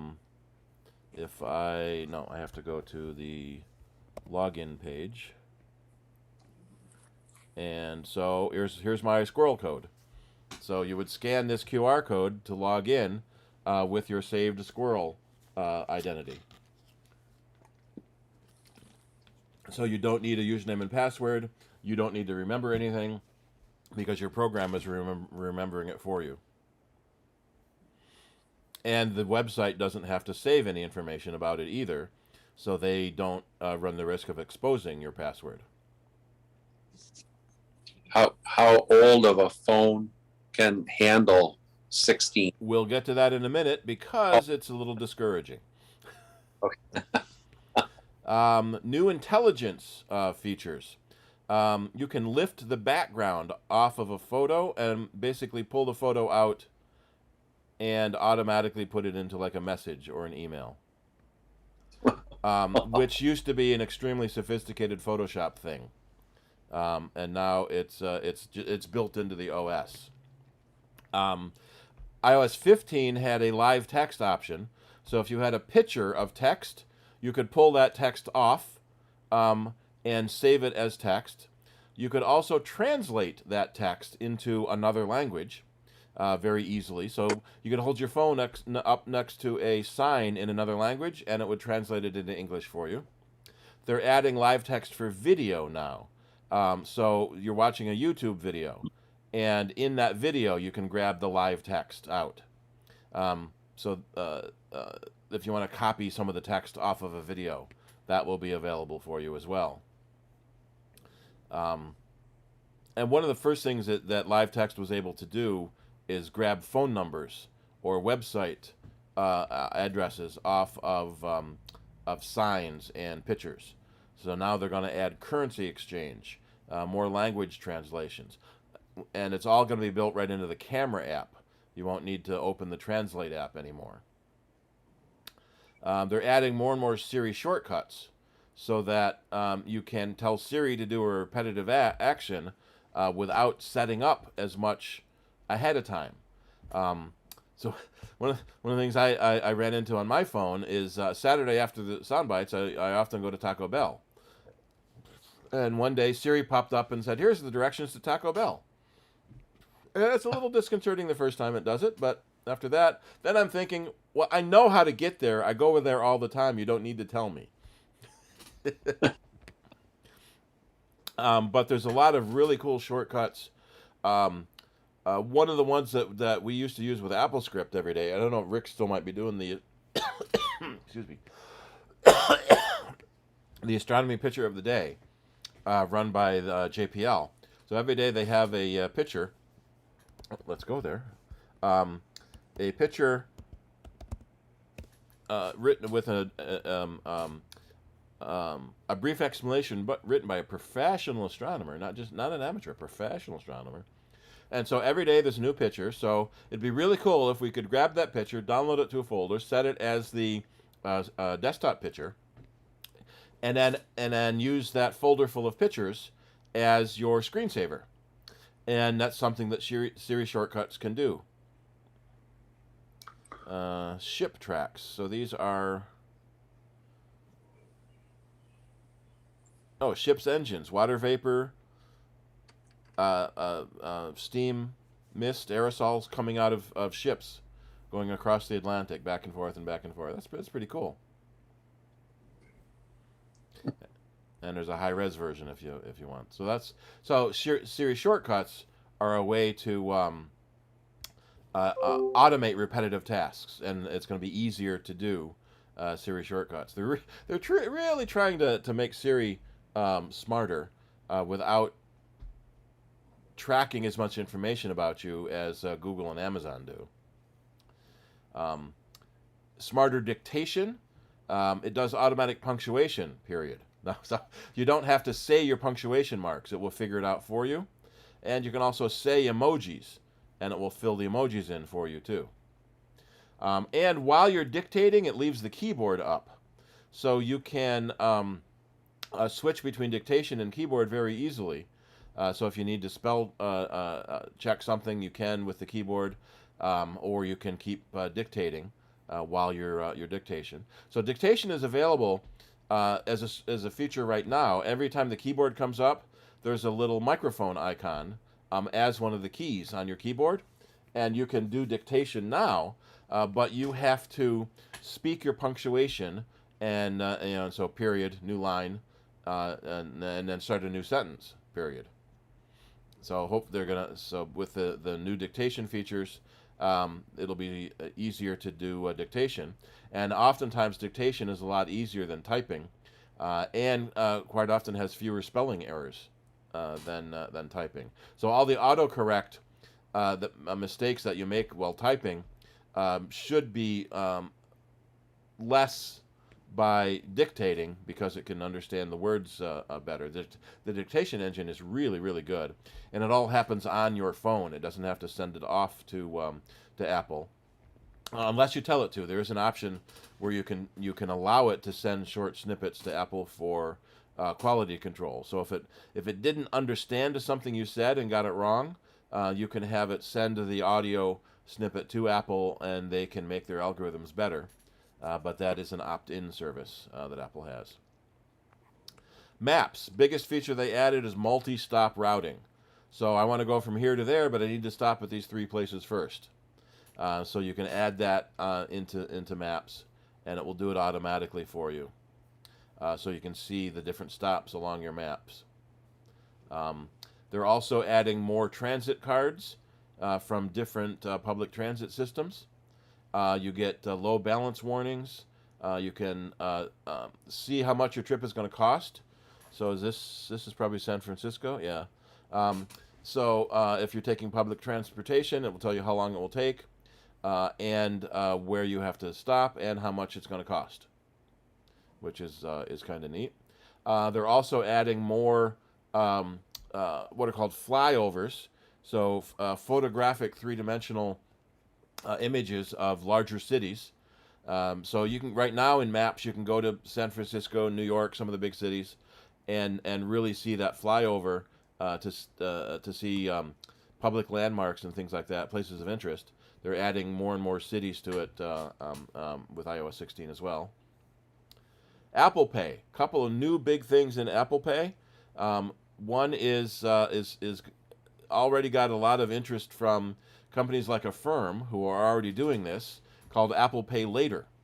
So when you buy for something, and anywhere that accepts Apple Pay, you can now do Pay Later, and it splits it into 4 payments over 6 weeks. So you pay a quarter today, a quarter in 2 weeks, a quarter in 4 weeks, and a quarter in 6 weeks. So it's basically a 0 interest loan, and what I'm guessing is that Apple is paying the merchant the full price immediately, and then getting the money from you later on, which is basically the way a credit card works. Except instead of doing it on a month to month, you can do it on every transaction. PayPal and Affirm and some of the other companies already have services like this, but now it's going to be available everywhere that Apple Pay is taken. And when you order something online using Apple Pay, you'll be able to track your order in your wallet as well, because the receipt is saved in your wallet that you bought it. So Apple Pay knows about it and can track your order and tell you when it's coming in, which is pretty cool. You can share a key. So say I need to log into our joint bank account. I can share a key with my wife. She doesn't even need to see what the key is. I just share it with her. It goes in her keychain, and then she can access our joint bank account without needing to remember the password. And it works through messages, mail, and WhatsApp. WhatsApp is one of the larger messaging platforms outside the U.S., which is a neat option. And verify identity. So you may have heard that several states have done digital identity cards or digital driver's license that you can put in your wallet. And they're expanding the number of states that are adding that.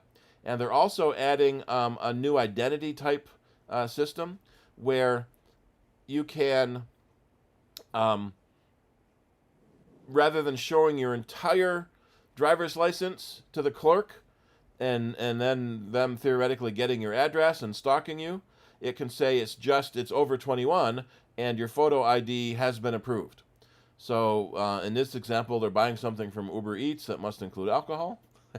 And so Uber Eats gets the confirmation that you're over 21 without actually getting your date of birth. So it's helps cutting down on identity theft by not presenting all of your identity to a remote source. More options in the Home app. How many people use the Home app? I should make that a poll. The Home app allows you to control your home automated devices. And one of the things they're adding now is a interoperability layer called Matter. So third-party devices have had to put in the Apple Home system, and Google has their own separate system, and Amazon has their own separate system. So if you mix home automation things, you often need 5 or 6 different apps to be able to put them all together.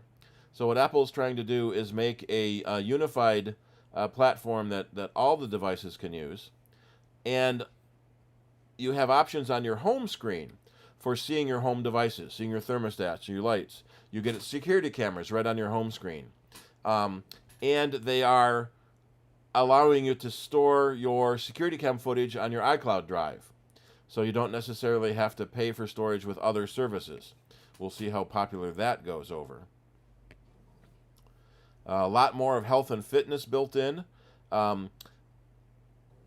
Built into the phone itself now. So if you don't have an Apple Watch, you can use a lot of the same fitness things the watch had available for fitness tracking and goals and activity rings. Let's see, more options for family sharing, so that you can share your media and services and subscriptions and books with members in your family. So they're expanding on the services that were available there. You also have the ability now to set up a child device automatically. So you can create the settings on your phone, which is where you control the child. And then when you're setting up a child's phone, you can say this is for that child, and then your settings already go across.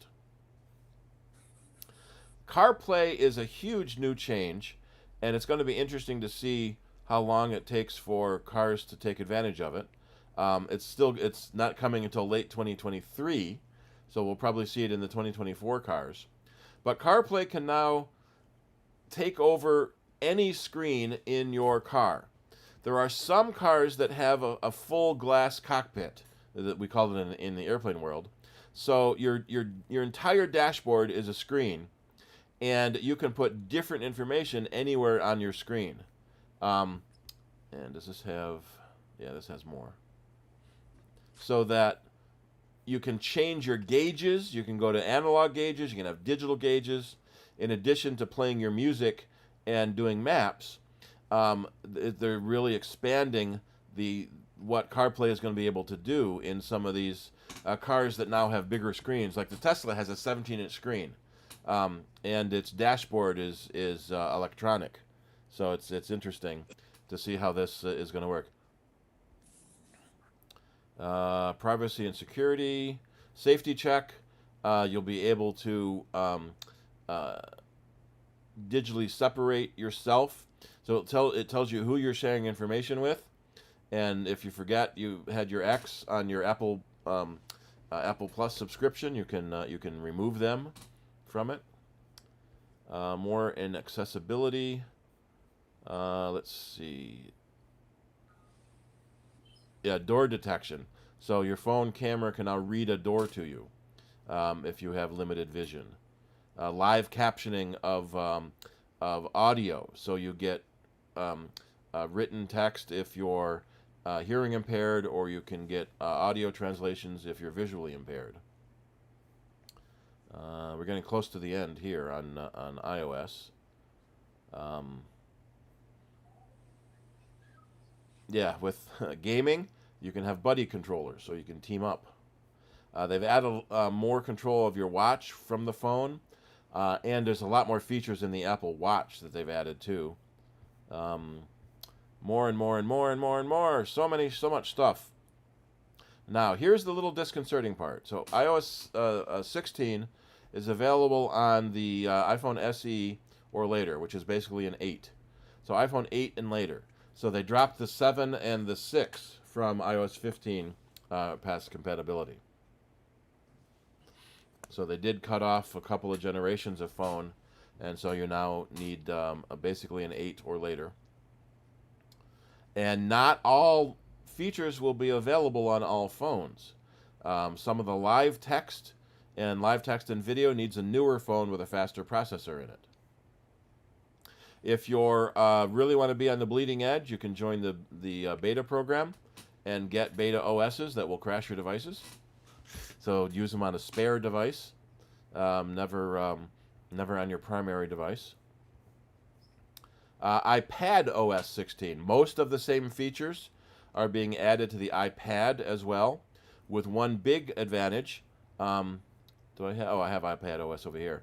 A new feature called Stage Manager.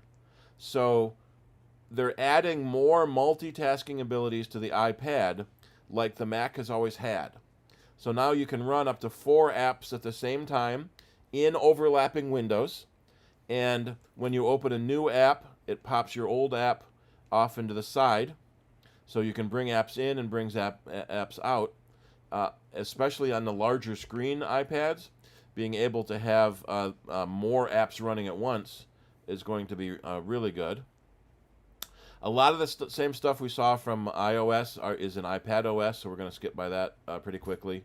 Your shared photo libraries, syncing and sharing, same thing in messages, share, play, collaboration, all the same stuff in mail, passkeys. Stage Manager, that's the big new feature on the iPad because it has a bigger screen. Being able to easily switch back and forth between apps by tapping on one app versus another app. Tapping in the dock to bring up a new app yet. Being able to create groups of apps.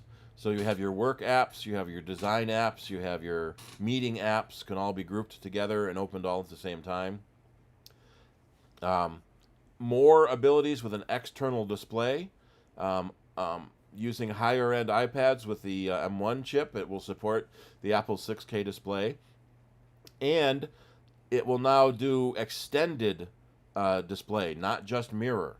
Right now, when you plug your iPad or iPhone into an external display, it will only mirror the phone display. Now it can really use it as a separate monitor, so you can have 4 apps running simultaneously on your iPad and 4 apps running simultaneously on an external monitor, so 8 apps running at once. So they're really bringing more computer-like functions into the iPad. And they've added a reference mode. So now you can do SDR and HDR reference color.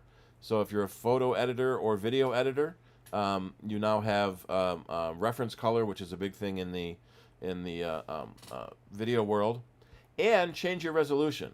So right now, when you have your iPad, there's only one size screen, but you can now, it's a Retina screen, so it's what is it? 2,000 by 3,000 pixels, but it's using 4 dots on the screen to make one pixel for you to see. So that's why it's so sharp and clear. You'll be able to scale your display and, in essence, turn your iPad display into a 16-inch monitor by shrinking everything down, or a 20-inch monitor by shrinking it even down more. And so you can have more and more apps running, and it surprises me they don't have a picture of that. So the more apps you have running, the more you can see them on the screen. They've enhanced the weather app, so you can see more information about more cities because your screen is bigger. Yankees are losing. Animated lightning and snow and rain updates. More games. They've updated Game Center, so if you play games with other people through Game Center, that's a little easier to do that. You can now play games with SharePlay. So if you're both playing a game from the App Store through Game Center, you can see and play with your opponent just as if you were sitting in the same room. So that's kind of cool in our new lockdown state. The same live text, live clip as the iPhone, shortcuts, the home app, all that's the same as iOS. Desktop class apps. So because of the M1 processor in the high-end iPads, you can run, basically the full Photoshop, the full Final Cut, and do some desktop class apps. A new app they're adding called Freeform is really interesting in the demo. You can collaborate with multiple people, and everyone has basically a whiteboard. So it's like having a whiteboard in your office, and everyone can write different things. They can handwrite with a pencil. They can type. They can post in pictures. You can see them as they are collaborating with you. So it's a really interesting collaboration environment that has a lot of potential, and the APIs are available so developers can add their own program features into the Freeform sketchboard. Same thing there. So that's all the same as iOS. So much more. And then in Mac OS, we're going to see a lot of the same things there too. So the big question is always, what's the new name of Mac OS? And Craig made his joke about the crack Mac OS naming team after coming up with I'm jumping ahead of myself. They came up with the name M2 to follow the M1, so they had to take a 3-month sabbatical. They are now coming up with Mac OS Ventura. So OS 13 is going to be called Ventura. So you may have heard of Ventura Boulevard, Ventura County. Highway. Pardon? Highway. Ventura Highway. Yep. I got a sneeze coming, but it doesn't want to come yet. So again, a lot of the same features we've seen because Mac OS and iOS and iPad OS all share the same common core. A lot of the same features are available now in each device. And that's really handy because it makes picking up your laptop, picking up your phone, picking up your iPad, sitting down at your desk, everything works almost the same way because it's almost the same OS. Spotlight now searches for subjects rather than just text. So you search for horse photos, and it looks in your photo library and finds pictures of horses. Yeah, it uses live text, so you can search for text inside a photo. Did I do? Where is it? What iPads are compatible with? That's iOS 16. Where it is? iPad OS 16. Where is the list of iPads? Here we are. So, iOS 16 has a pretty high requirement. So iPad Pros, iPad Air 3rd generation, iPad 5th generation, or iPad Mini 5th generation. So they actually cut off quite a few iPads to be able to run the new iPad OS. And some of the most demanding features will require the M1 iPad. All right, back to Ventura. So searching, as soon as you start typing, it searches for things, but you don't necessarily have to search for a file name. So if you want to start a timer, you can start typing clock or start typing timer. Let's see, passkeys, we did that. Safari now the fastest browser on the benchmarks. So as each new browser gets released, they claim to be the fastest.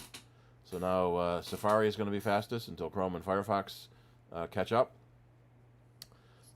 See, tab groups we did, messages we did, SharePlay, again, a lot of the same stuff. And see, we're getting 9:15. Stage Manager now comes to the Mac as well, so that you can collaborate a little easier with other people. You can easily show the apps you're running. So you may end up with lots and lots of windows open for the different apps you need. And we've got the expose now to show you all your windows, but it's really nice. And the difference now with Stage Manager is on the left-hand side, you see the last 4 apps you had running, to be able to easily switch between these 5 apps to help organize and manage your windows a little easier. So when you're switching between apps, when you drag an app window out, if you put it on the left, the other window automatically moves to the right. And when you move it to the right, the other window automatically moves to the left, so that they make it easier to help you manage your open windows. And you can save sets of windows. So I can have my Photoshop window and my Illustrator open together, and then I can have my Mail and my Word open together.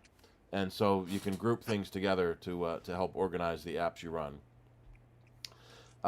You can now hand off a FaceTime call. So you're driving home, you're driving home and you get a FaceTime call. When you get home, you can hand it off to your computer and use the bigger screen on your computer with FaceTime. Continuity camera. This is a really interesting feature. You can now use your iPhone camera wirelessly as a webcam for your computer, which is interesting because we've had a shortage of webcams through the pandemic, and I had 12 to 4. You've had to plug a cable in to use your iPhone as a camera, and then you saw the camera interface when you were trying to use your phone as a camera. So now everything happens wirelessly. And they have a new feature called Studio Lights. So it uses the data from the higher end cameras to basically dim the background and highlight your face, just like you would have had a ring light pointed at you. And it also works with Center Stage, so it adds the Center Stage feature to your computer that may not have Center Stage. So using the camera in your phone that may have a wider angle, if you have multiple people or walk around, the camera looks like it's following you, which is pretty cool. The first time we saw this, we thought the camera actually had a motor on it that would follow you, but actually it's only showing a little piece of the bigger camera and then moving that window around to look like it's following you while you're walking. And this desk view, I'm not sure how it works, but it takes a how it can work is what I wanted to say. There's a desk view, so the camera in the phone is taking a video of your desk and puts it into say a FaceTime call. So you can have the one camera, so it's got to be using the multiple cameras. That's probably needs a multi-lens camera. So one camera is showing you and the other camera is showing your desk. So if you're collaborating with someone, you need them to show swatch colors or things like that, things that are physically on your desk. You don't have to pick up your camera and point it down. So you want to make sure you're wearing your pants when you're doing that. So make sure you have your pants on now. Multi-collaboration with games, same way. SharePlay, the same thing. Freeform is also available on the Mac. So the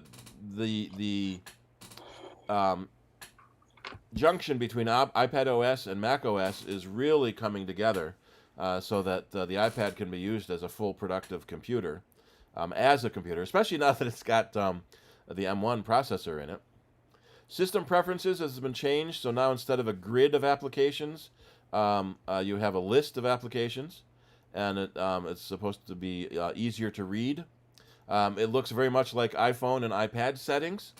So again, we're unifying the experience of each of their different platforms. Same privacy and security options, some accessibility options, voice control, buddy control, and a lot more. And we'll get down to its requirements. So here's its requirements. Basically 2017 and later. So 2015, 2016, machines that could run Monterey now can't run Ventura. So you may want to get a new computer to run the newest OS. In fact, I would anyway. We had an argument at the office today. When we sell used computers, I generally don't put Monterey on them, because especially the 14s and 15s and even some of the 16s, like an iMac that would have a spinning drive, Monterey just runs really slow. So I've been sticking with El Capitan, not El Capitan, Catalina, another K word, so that the computer runs more efficiently. Even though Apple says Monterey will run on a 2013 Mac, you probably don't want to, unless you've got 16 gigs of RAM and an SSD. And so even though I want to see how some of these 2017s work with Ventura, because every new OS kind of really taxes the processor on the older computers. And there were a lot of low-end, like 1099 computers with a dual processor that are just ridiculously slow with the latest OSs. And a lot of people take that as a way to get a new computer with the new OS, because they were designed to work together. So keep your old computer on your old OS. And again, you can join the developer program and get into the OS early. I don't know. Do people want to hear about watchOS now? Because we're running out of time, and we're still going to do hardware. Basically, a lot of the same enhancements for the watchOS. They added more watch faces, more features on the watch. Nope, that's not what I wanted. Sorry, I had one up here. Let's go down to the bottom and see what the requirements are again. Did I miss it? They added a lot of health. So so watchOS 9 is going to need an iPhone 8 or later, and it's going to need a Watch 4 or later. So they took off the Series 3 for the latest watchOS. Any questions so far? Yeah. Is anyone brave enough to install the beta yet? Shirley, if you want to bring I'm about to bow out here. I'm watching my Celtics game. They're ahead. Got your game, yep. By a good margin. They're 18-9 or something like that. Oop, I just got a notice. My battery. So I'm about to leave. But I really appreciated all this sure. Stimulating my thought process, how I'm going to upgrade. Yeah. And I know I'm going to need Steve's help, though. Yep. Or Ken's help. Good night, Bob. Good night, Bob. Bye, y'all. Enjoy the game. Yeah. Go Celtics. Go Yankees. Hope they win. Steve, I got a question. Yep. And I won't even use the right term, but is it Apple's private relay? Is that what they call it? That was in a beta form only? Is that close to being usable by normal people or almost normal people like me? Yeah, it is usable, even though they call it beta. I don't see it on this list, but I imagine it will be out of beta for Ventura. So private relay is a way to cut down on spammers getting... Yeah, so it's going to be an iCloud Plus. as a way to cut down on spammers getting information about you. When a spammer sends an email, quite often there'll be like a white pixel as a URL in the email. And you don't see it, but your mail program downloads that white pixel so it can display it on your mail message. The other end knows you downloaded that pixel, so they know you opened the mail, so they send you more junk and can possibly get more information about you from the messages you open.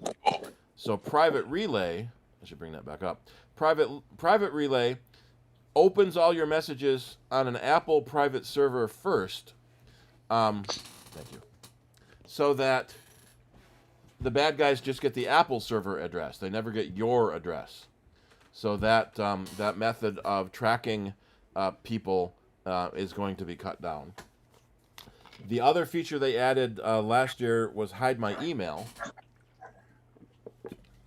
So when you go to a website to make a new account, you don't need to give them your real email address. Apple will make up a fake email to give to that site and tie it into your iCloud address. So you still get any email messages they send you, but it goes to your iCloud address, but they just get the fake email, so they don't get any information about you. So those two features look like they're going to be coming out of beta. Thank you. Yep. Alrighty, so the one, first big thing is we need to talk about the M2. And M2, where is it? They don't have an M2 page? I thought they had an M2 page. M2. So the M2 is, here we go, is the successor. This is the newsroom. Close enough. Is the successor to the M1. And they have announced new MacBook Airs and new MacBook Pros with the M2 processor. And in the MacBook Air, they now have 4 colors. Silver, Starlight, that they brought in from the iPads, Space Gray, and Midnight. So if you want a really black one versus a gray one, is now available for you as well in the MacBook Air. Brand new design, looks very much like the 14-inch MacBook Pro, with the feet underneath lifting it up. The wedge shape is now gone. It's completely square, much like the 14-inch, and has the new M2 processor. And Steve, yep. Steve, you know how they have the Mac, the M Ultra? Yeah. It's 2 M1 chips put together. Would that be an M&M? Would that be an M&M? Yeah. But you got to throw away the W's. Ah. Steve, is the new what's the largest screen on the new MacBook Air?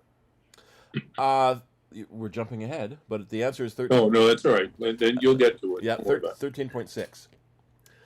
So the Really? MacBook Air, it gets up to 18 hours of battery life. Again, that's probably just simple web surfing, not all the videos. Big, beautiful liquid Retina display. So they're enhancing the Retina display with higher color gamut, so it can display more colors, more quality to the picture, so the picture looks even better. You get a 1080p camera now, and 3 mic audio. So a lot of what they had in the 14-inch, they've now brought into the Air. And on one side, you can see the headphone jack is still there. Yay! Hey, and we'll get to the other side. Where's the other side? There's the other side. They have added a MagSafe port to the 2 USB 4 Thunderbolt 4 ports. So now you can plug it in for power and still have 2 ports available for plugging in other things too. So that was an annoyance on the current Airs and even the current MacBooks. There's only 2 ports. So if one of them is plugged into power, then the other one is not available for you to use. 2.7 pounds, less than half an inch thick. Midnight to starlight. So here's the midnight color. Is very black. Space gray like we've had. Silver like we've had. And then starlight, it's kind of a tan. I can't quite describe what color that is. And it's hard to describe on the iPads too. Kind of an off tan. Not quite manila. MagSafe is back. There's the Starlight. So Starlight is the Starlight in black, really black, versus space gray. Although, how many people remember the black MacBook years and years ago? So Starlight's the brand new color for a computer. And because of the power in the M2, the MacBook Air again has no fans, so it's really, really, really quiet. And it is up to 1.4 times faster than the M1, 15 times faster than the last Intel MacBook Air. So you can do 8K ProRes video, 18 hours of battery life. Okay, there's the M2 button I want to see. So up to 24 gigs of memory now at 100 gigabytes per second. So they've expanded the memory bus. So now instead of 16 max RAM, you got 24 max RAM. 8 CPU cores, 10 GPU cores, 16 neural cores. So adding more and more cores to make everything faster and faster. Media engine and ProRes encode. So if you do Final Cut video or even iMovie video, it's really fast. Up to 18% faster than the M1. And 35% faster in graphics than the M1. So even if you bought it, if you still have an Intel Air and are looking for a new Air, this is going to be a really big upgrade. But if you have an M1 Air, it's a pretty big upgrade to go to the M2. Again, we said 1.4 times faster than the M1 for CPU, 15 times faster for video.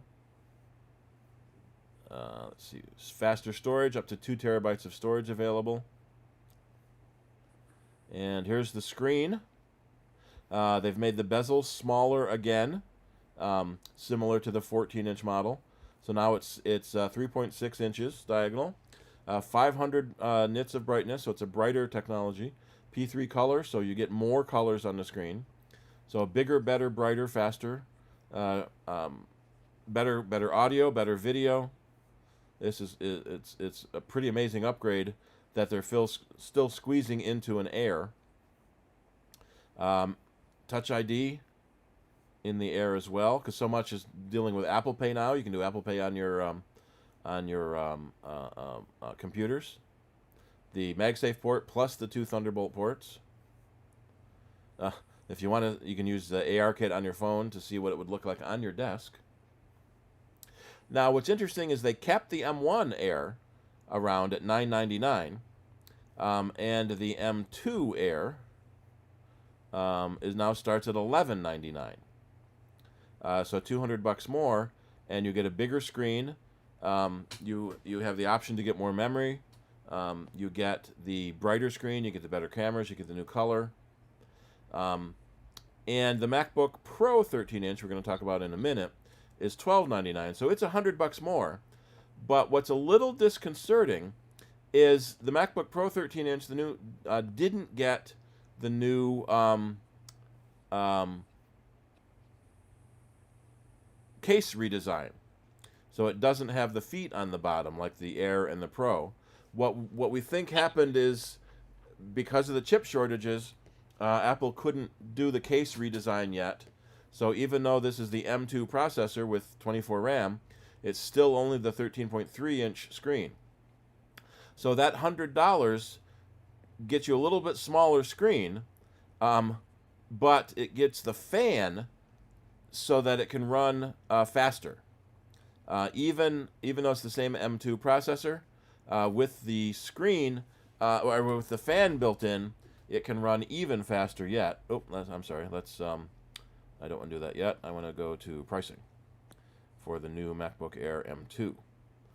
So it starts at $1199 with 8 RAM and a 256 storage, and an 8-core GPU, or $1499 with 512 storage and a 10-core GPU.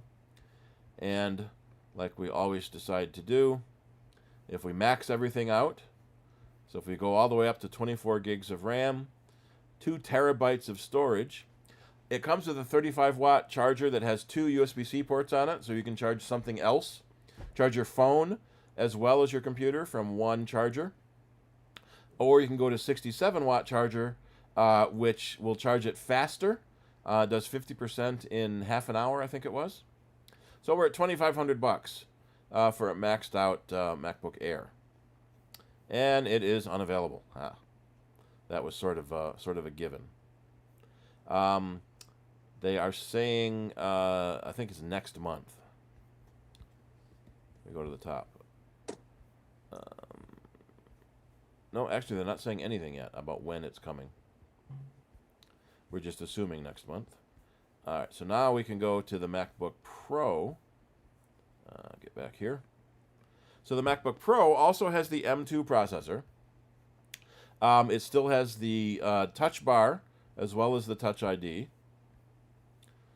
Yeah, so it does say available next month with that M2.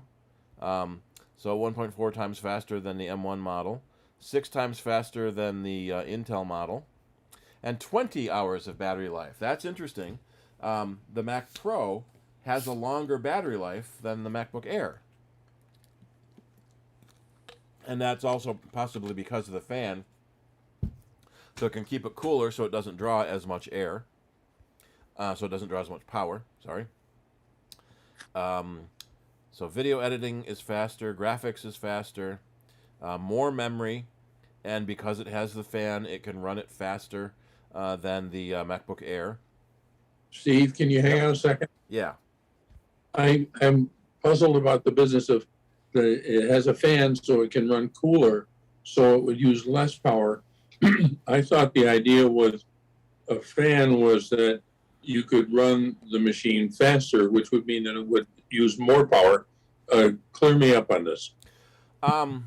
Yeah, I might have been a little confusing. So the fan keeps the processor cooler so it can run faster. That's correct. But it does use a little more power, yes. But overall, it has a longer battery life. So it's a little contradictory to itself. Excuse me. So we're guessing the M2 chip is even more efficient than the M1 was, so that it can get longer battery life with the fan, because it can keep the processor cooler, and so it doesn't use as much power until it peaks out.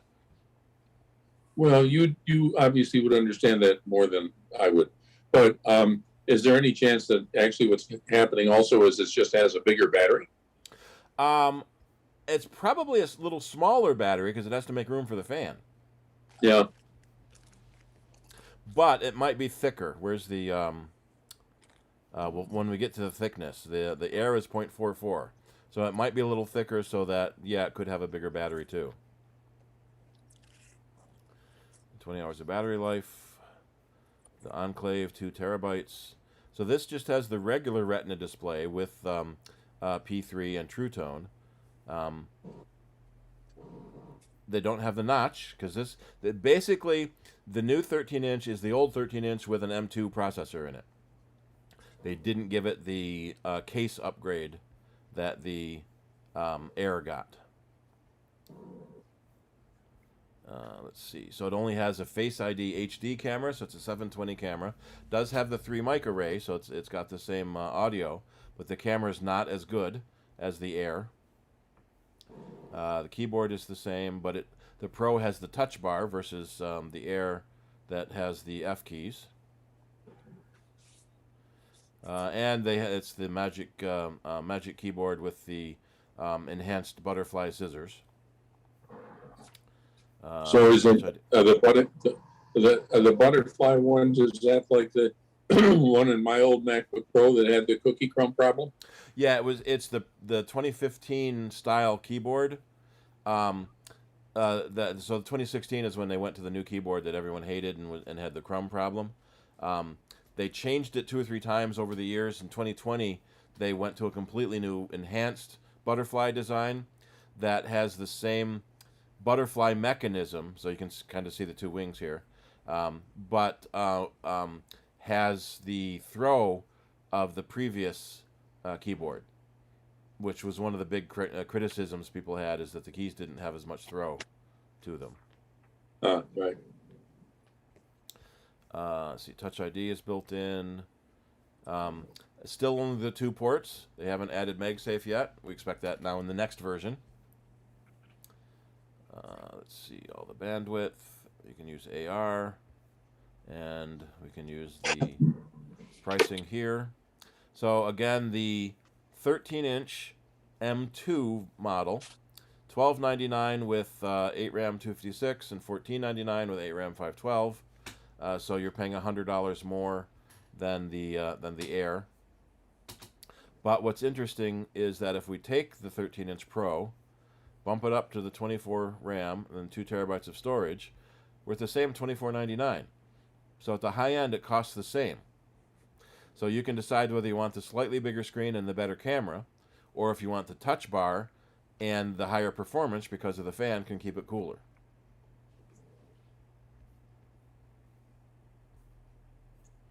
And again, these won't be available for first batch will be next month, and you probably won't see them in quantity for quite a while. So the comparison, which was interesting, let me go back here to compare. So if we look at the last year's Air, which is still available, this year's Air and this year's Pro, they're $100 apart. The new Air has the bigger screen and the better quality screen and the better processor than even than the M1. They both have the same 8-core CPU, but the new ones have the 10-core GPU. The $1199 model with 256 only has a 8-core GPU, so you have to go to the bigger model to get the 10-core GPU. Same storage. The new 13-inch has more battery life, which was interesting, and it has the touch bar. So it's interesting that the comparisons between the Air and the Pro, there's so much the same about them, but there's so much different as well. So the Air is 13.6 inches, and it's 2560 by 1664. And the Pro is 13.3 inches, but it's 2560 by 1600. So there's 64 more pixels. So the vertically there are more pixels on the Air, so that you get a higher pixel density, so you get a better quality. Somewhere along the line, I thought I saw something about a MacBook Air with a 15-inch screen, and I'm assuming that was maybe just a rumor that's not true, Yeah, or a hallucination on my part, or something. Yeah, that was a rumor. It would be interesting to see. So this is a bigger screened MacBook Air. Maybe that's what they were seeing. It's possible Apple has a 15-inch MacBook Air under design, but how would it fit in the price lineup? Let's see. Yeah, so the MacBook Pro is thicker than the Air, exact same width, and it's not as deep. It's 1/10 of an inch less deep. Yeah. So in that extra height is probably why it does have a bigger battery. Now, while you're there, back on the left side of there, the 2020 MacBook Air M1. Yep. What does that range of heights mean? The MacBook Air is a wedge. The front of it is thinner than the back of it. Okay. And what was always interesting is the back of it was always thicker than the Pro. So the fact that it was so thin in the front was a visual trickery. to make you think the air was thinner because it got thicker in the back. Yeah, as you know from my recent experience, I'm mainly concerned with whether a computer is round on the bottom, like a lump. Yeah. For those who aren't privy to this, my MacBook Pro is in Steve's shop because I had trouble with the trackpad. Sometimes I would press on it and it would be fine, and other times I'd have to press harder or twice or something like that. And he said, "Oh, it might be a battery problem," something like that. And you're right, and I'm going, I don't know. So I take it into his store, and Tyler has it at the counter, and he's rocking the thing back and forth on the flat counter because there's a bulge on the bottom from battery. Bulging out the bottom to rock and bulging up the top to push the trackpad up so the trackpad doesn't push. There you go. So if you always put it on your lap, you never notice things like that. No, the thing is, the funny thing is I actually use it on top of a laptop cooler, but I don't even have the cooler electrically connected. But for some reason or other, I just didn't notice that it was rocking back and forth on that laptop cooler. I don't know. Maybe you were rocking along with it, and so it was steady. Yeah, it could be. So the other difference in the camera, the new Air has a 1080p camera. The new Pro still has the same 720 camera. The new Air has better speakers. Basically, it has the 14-inch speakers. Sort of in general, the new Air is the 14-inch, with the bigger screen, the feet on the bottom, the better speakers, but still has the headphone jack. So now we got to see if the 14-inch is going to get an M2, or the Mac Mini. Excuse me. Will get that M2. Yeah. Hey, Steve, I'm going to butt in right now. I got to leave, but I have enjoyed the meeting tonight. Everyone have a good evening. Yeah, you too, Larry. How's the new computer, Larry? I love it. I'll tell you. Good. I love it. Thank you all. Yep, you're welcome. Bye. Good night. Good night. Larry, what'd you get? Let's see. I got the. Can you hear me? Yeah. Yep. Okay. I got the new M1. What is it? 24-inch, Steve? Yep. The Mac. The iMac. Yeah. The only thing I guess I didn't like, it didn't have enough dongles, so I went through a couple until I've got some of the things I need for, working with cameras and some other things like that. So I tell you, it's great. My wife's always, all you do is sit at the computer. So Yep. This thing is great. Good. So okay. Thank you, guys. You're welcome. Have a nice night. Good night. So now the question becomes that the last computer Apple has to replace is the Mac Pro. And we were wondering if they were going to do it with the M1 Ultra. So there's the M1 and the M1 Pro, and then the M1 Ultra, and the M1 Max is two Pros stuck together. So we were wondering if you take two Maxes and stick them together, what's better than Max? Existential, and make that the Mac Pro. But now we have an M2 out. So are we going to see an M2 iMac and an M2 Mac Mini and an M2 Mac Studio? The Mac Studios are still impossible to get, and that's on the M1 processor. So Apple is kind of confusing things a little bit by coming out with M2 models. So you want to get a faster M2, or do you want to get a bigger M1 in the 14-inch or 16-inch? Just like car dealers or automakers, they can't get the chips for the 2022, so they're saying, we're going to stop making the 2022s. We're now just going to make the 2023s. Yep. Well, one of the things I had read, Shirley, have you tested the heated seats in your new car? Shirley just picked up a new lease. It's what, you had to wait 2 months for it? 3 months for it? Yep. Well, one of the things I had read is that the chip that controls the CIDER heats, the heated seats. Jeez, that chip has been hard to get, and so a lot of cars are shipping with that feature disabled until the chips come in, and then you take your car back to the dealer and they put the chip in and you get your heated seats back. No, see, he would have told me if I didn't have that. I got a new XLE RAV4. Nice. So it's got heated Heated Yeah, steering wheel, heated seats, heated side mirrors, moonroof, liftgate. So, What bells size and hard whistles. drive? Huh? What size hard drive? Does it have an SSD in it? I do not know, but it's probably got a whole Yeah, bunch of crap. yeah, we I've just only bought put 40, Subaru. 45 miles on it so far, so it's still kind of sitting in my garage. We just bought a Subaru. So we have to wait 3 months, and they're saying it maybe in July. Yep, I ordered mine in February and I got it the last day of May. Wow. And he wanted to make sure I got in that last day because he said June 1st, the price would probably rise on some of the stuff. So I made it under the wire, so. And I encourage all of you to go and watch the keynote. One of the best parts, Craig Federighi is the superstar. So here he's talking about. I can bring it up.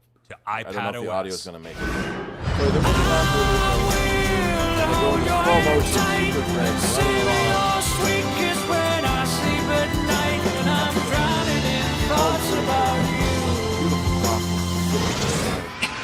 And show up with the next device. Flash.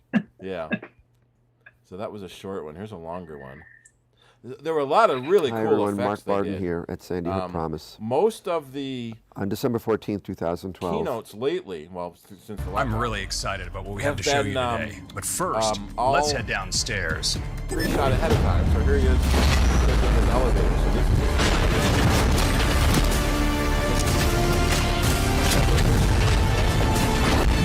Yeah.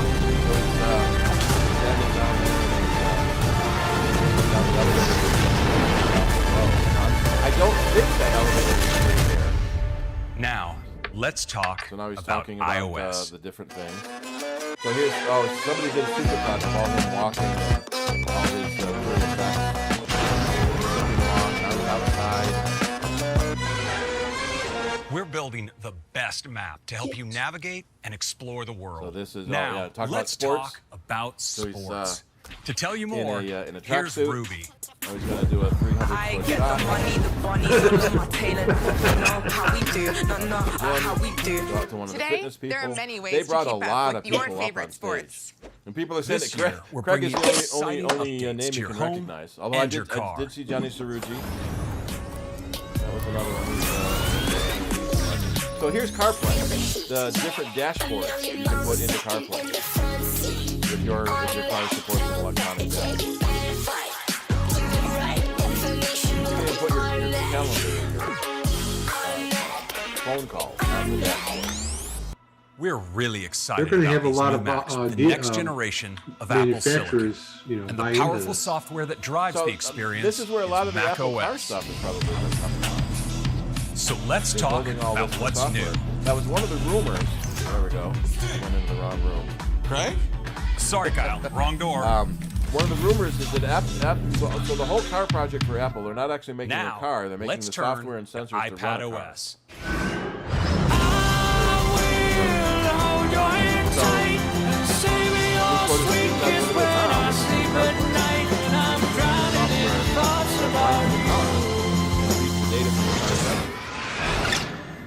Our vision So how for many of those, iPad OS is to sensors in the create car a does distinct Apple have to experience provide that's to built show on that the best of information on the iOS. dashboard? That's why it's not coming out until late in 2023. Well, and car companies generally don't update their cars for 4, 5, 6, 7 years. So Apple must have started with some of these car companies 3 or 4 years ago, which makes sense considering what we've heard about the Apple car, to be able to get it even into 2023. So I guess the bottom line is all this cool stuff is coming and you can't have any of it yet. So we expect iOS to come out in September with the iPhone. If they follow pattern, Ventura, Mac OS will come out in October. Do they have anything about when it's coming? No. And the Macs are coming out next month, if we're lucky. Did the Air even say? No, the Air didn't even say anything. Yeah. Oh, here it is, available next It month. does say available next month. I still want the 27-inch iMac. Interestingly, let me go back here to the top. The studio display, from people that have torn it apart, the studio display has an M1 processor in it. So that's the new 27-inch display. It's nominally paired with the Mac Studio computer, but it's got a super quality camera. It's got 6 speakers, spatial audio, 5K display, super wide color gamut, 600 nits, a billion colors, and an M1 processor to handle it all. And I thought it was an A16. Maybe. I think it's an A16. Yeah. People that have taken it apart have figured out better what the chip in it is. It's got a bunch of ports on the back. It looks exactly like a 27-inch iMac would look. I can see it being very easy to make this an iMac. CPU. Yeah. No, it doesn't have One interesting thing, the camera, they're saying, has a flaw in it because of the type of camera it's using. And I've heard that even they did a software update. Yeah. And it made it a little bit better, but still very disappointing, the camera. Yeah, 64 gigs of storage and an A13 processor. So they could easily stick in an M1 or M2. Call it an M2, and it replaces the 27-inch iMac and the iMac Pro. Camera. So, yeah. So I remember reading there was a firmware update for the webcam. So we can see Apple just released a few new betas for its devices, and the latest macOS.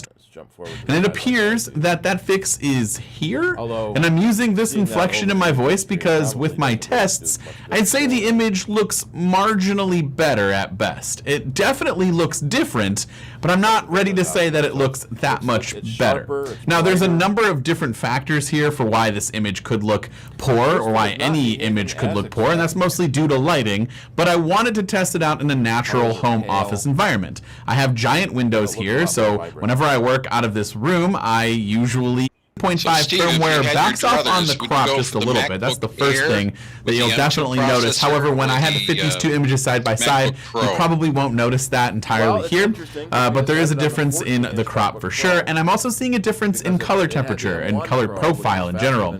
Now, this could be because of the sun kind of shifting between the clouds between recordings, but it's a pretty flat, dull tone on the before the new firmware update, and then a bit brighter and I guess better on the right, which is where the new firmware update video was taken. The old firmware also made my face look too smooth and unnatural compared to this version, where I think it looks slightly better.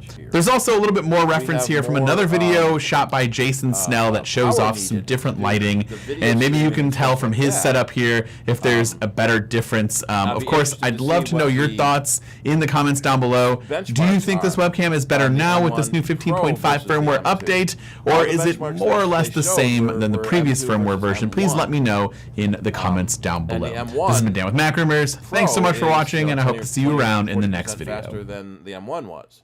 So it almost feels like the M1 Pro and the M2 are going to be about the same performance. So 13.6 versus 14.2, that might have been interesting. But the 14-inch has got 3 USB ports and the MagSafe port versus only 2 ports. So I've cut down all my dongles. I don't need any dongles anymore. Because I've got 3 ports now for the 3 cameras I use.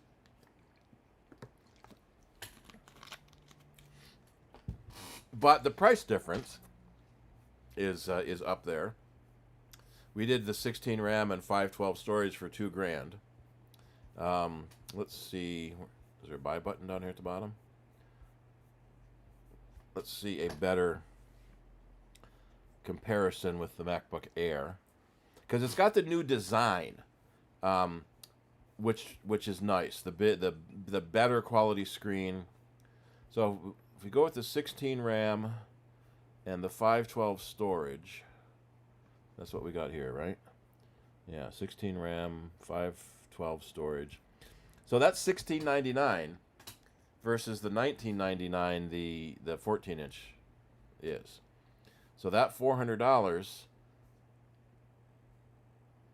might be enough to give them to have better power, more powerful M1 Pro versus the M2.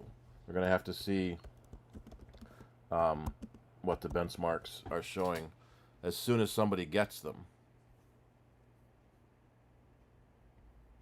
Yeah, so the Pro, Max, and Ultra are still more powerful than the M2. Now, they went through the list of detailed specs to figure out. I don't think anyone's actually seen an M2 yet to get an actual benchmark, but we'll see when they finally come out. Okay, thanks. Yep. All right, I got to take a quick break for a second, talk amongst yourselves, or we're just about done. Hang on a minute.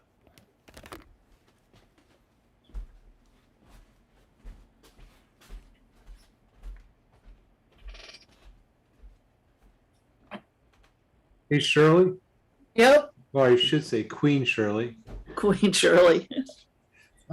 Did Steve ever sell that MacBook?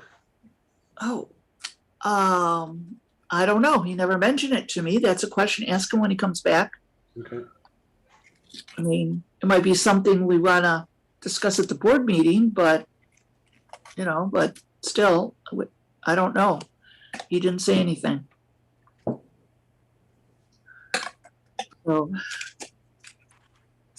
we shall see. So what was the bottom line about the worldwide Mac users group? I mean, why are we looking at this so heavily? Are we thinking about moving our group into that group, or?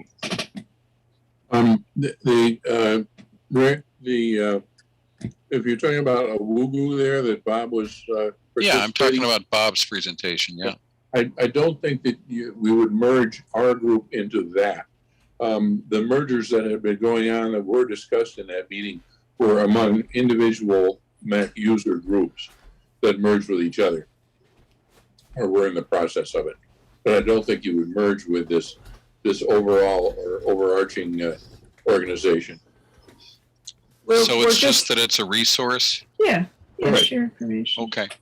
Yes, Bob got involved with it, and he's just bringing ideas that they have to us to see if some of them may work for us, sort of.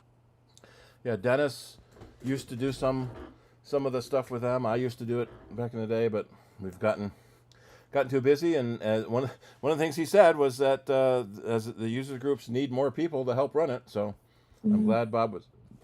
Excuse me. Glad Bob was able to step up and start doing that. Thanks, Bob. One of the interesting things about it was that Belgian group that participated and was doing the sort of fancy hybrid meeting type thing. They had roughly 40 people in person at their meetings and another 40 online. So they've got like a total of maybe 80 members. So they were able to sustain that kind of thing, and it was useful to them.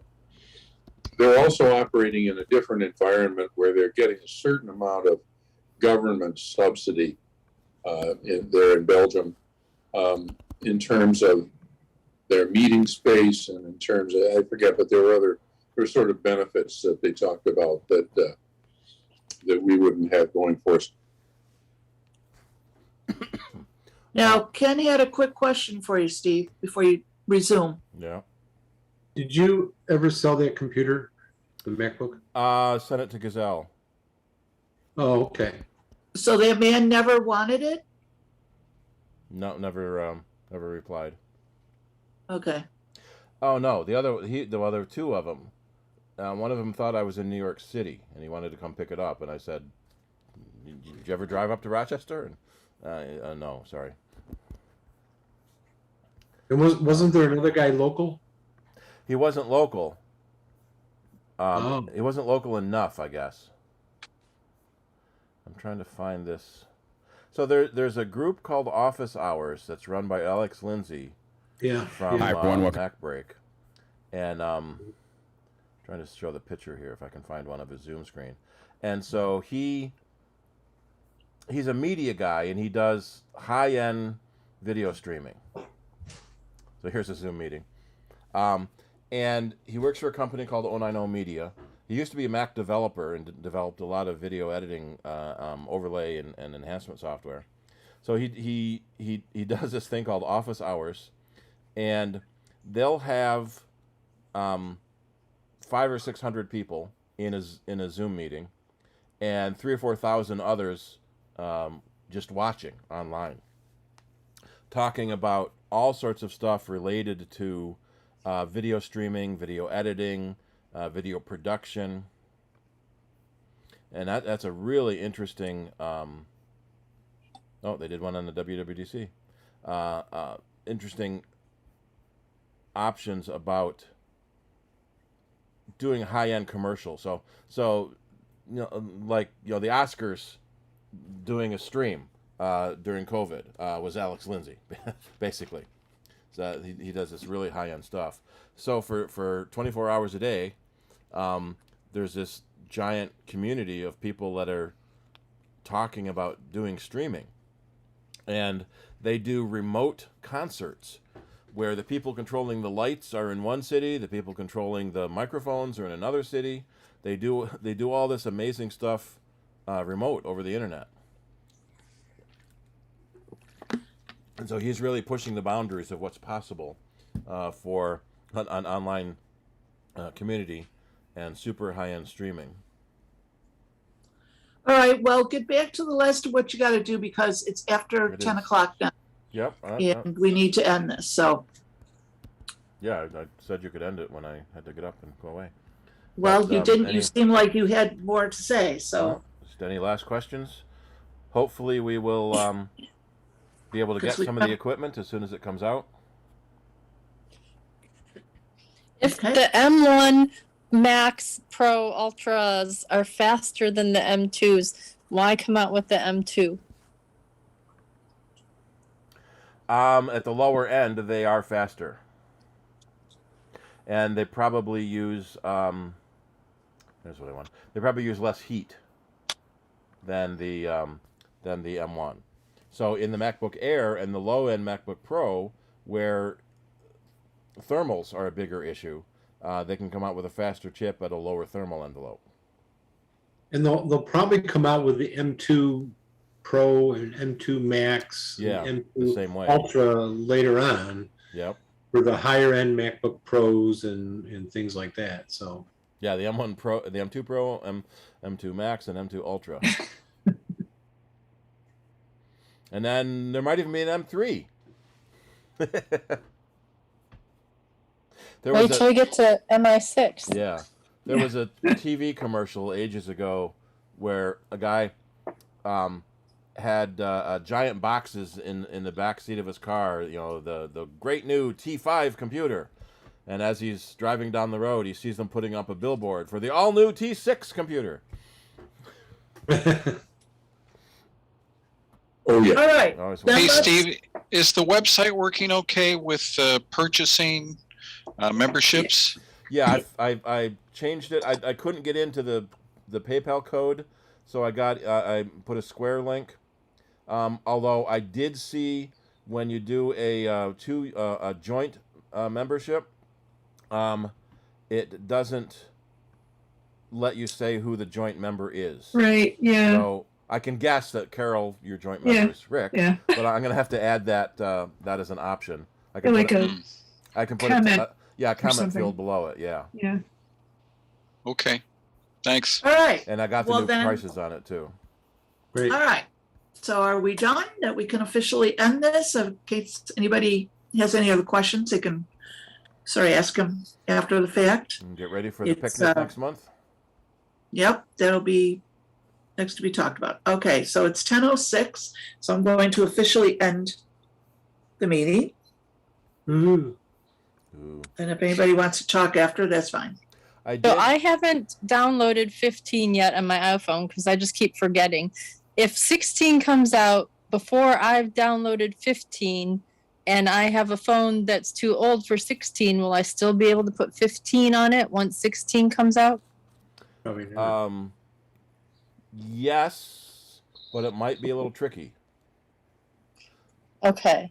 So But do it soon. I have seen cases where we had an iPad that would only take OS 12 and it got the 12.5 update even though 15 is out now.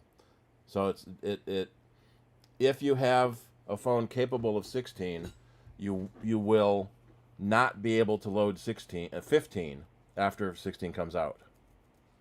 But if your phone can't run 16, then you still can install 15.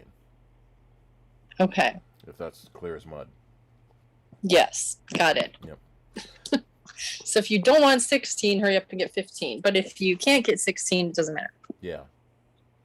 I did put a link to Mac Rumors WWDC in 13 minutes, which we could have put that out as our video to watch before we started the meeting. Watch this 13-minute video and then we can talk about it. Everything in 13 minutes. Did you Must talk very fast. Yeah, did you do Johnny running? Probably did. Really, really fast. Yeah. Fast running. Fast running. Yep. I'm looking at the chat on my iPad. Other than selecting and copying the comments individually, it doesn't show the little ellipsis menu at the bottom the way it does on my MacBook. There's a happy face. There's also a little paper airplane icon. Like, if I poke that, what happens? I'll find out. I think that's a send the contents. There's a document icon on my computer where I can upload a file from a service or my computer. I don't see the airplane icon. Oh yeah, because I'm on an iPad. Yeah, let me try my iPhone and see if it's any different. Oh, let me stop the recordings first. I am going to... Nope, I got to put this back to here. So that's what the last YouTube shows. All right, stop recording. Good night, all.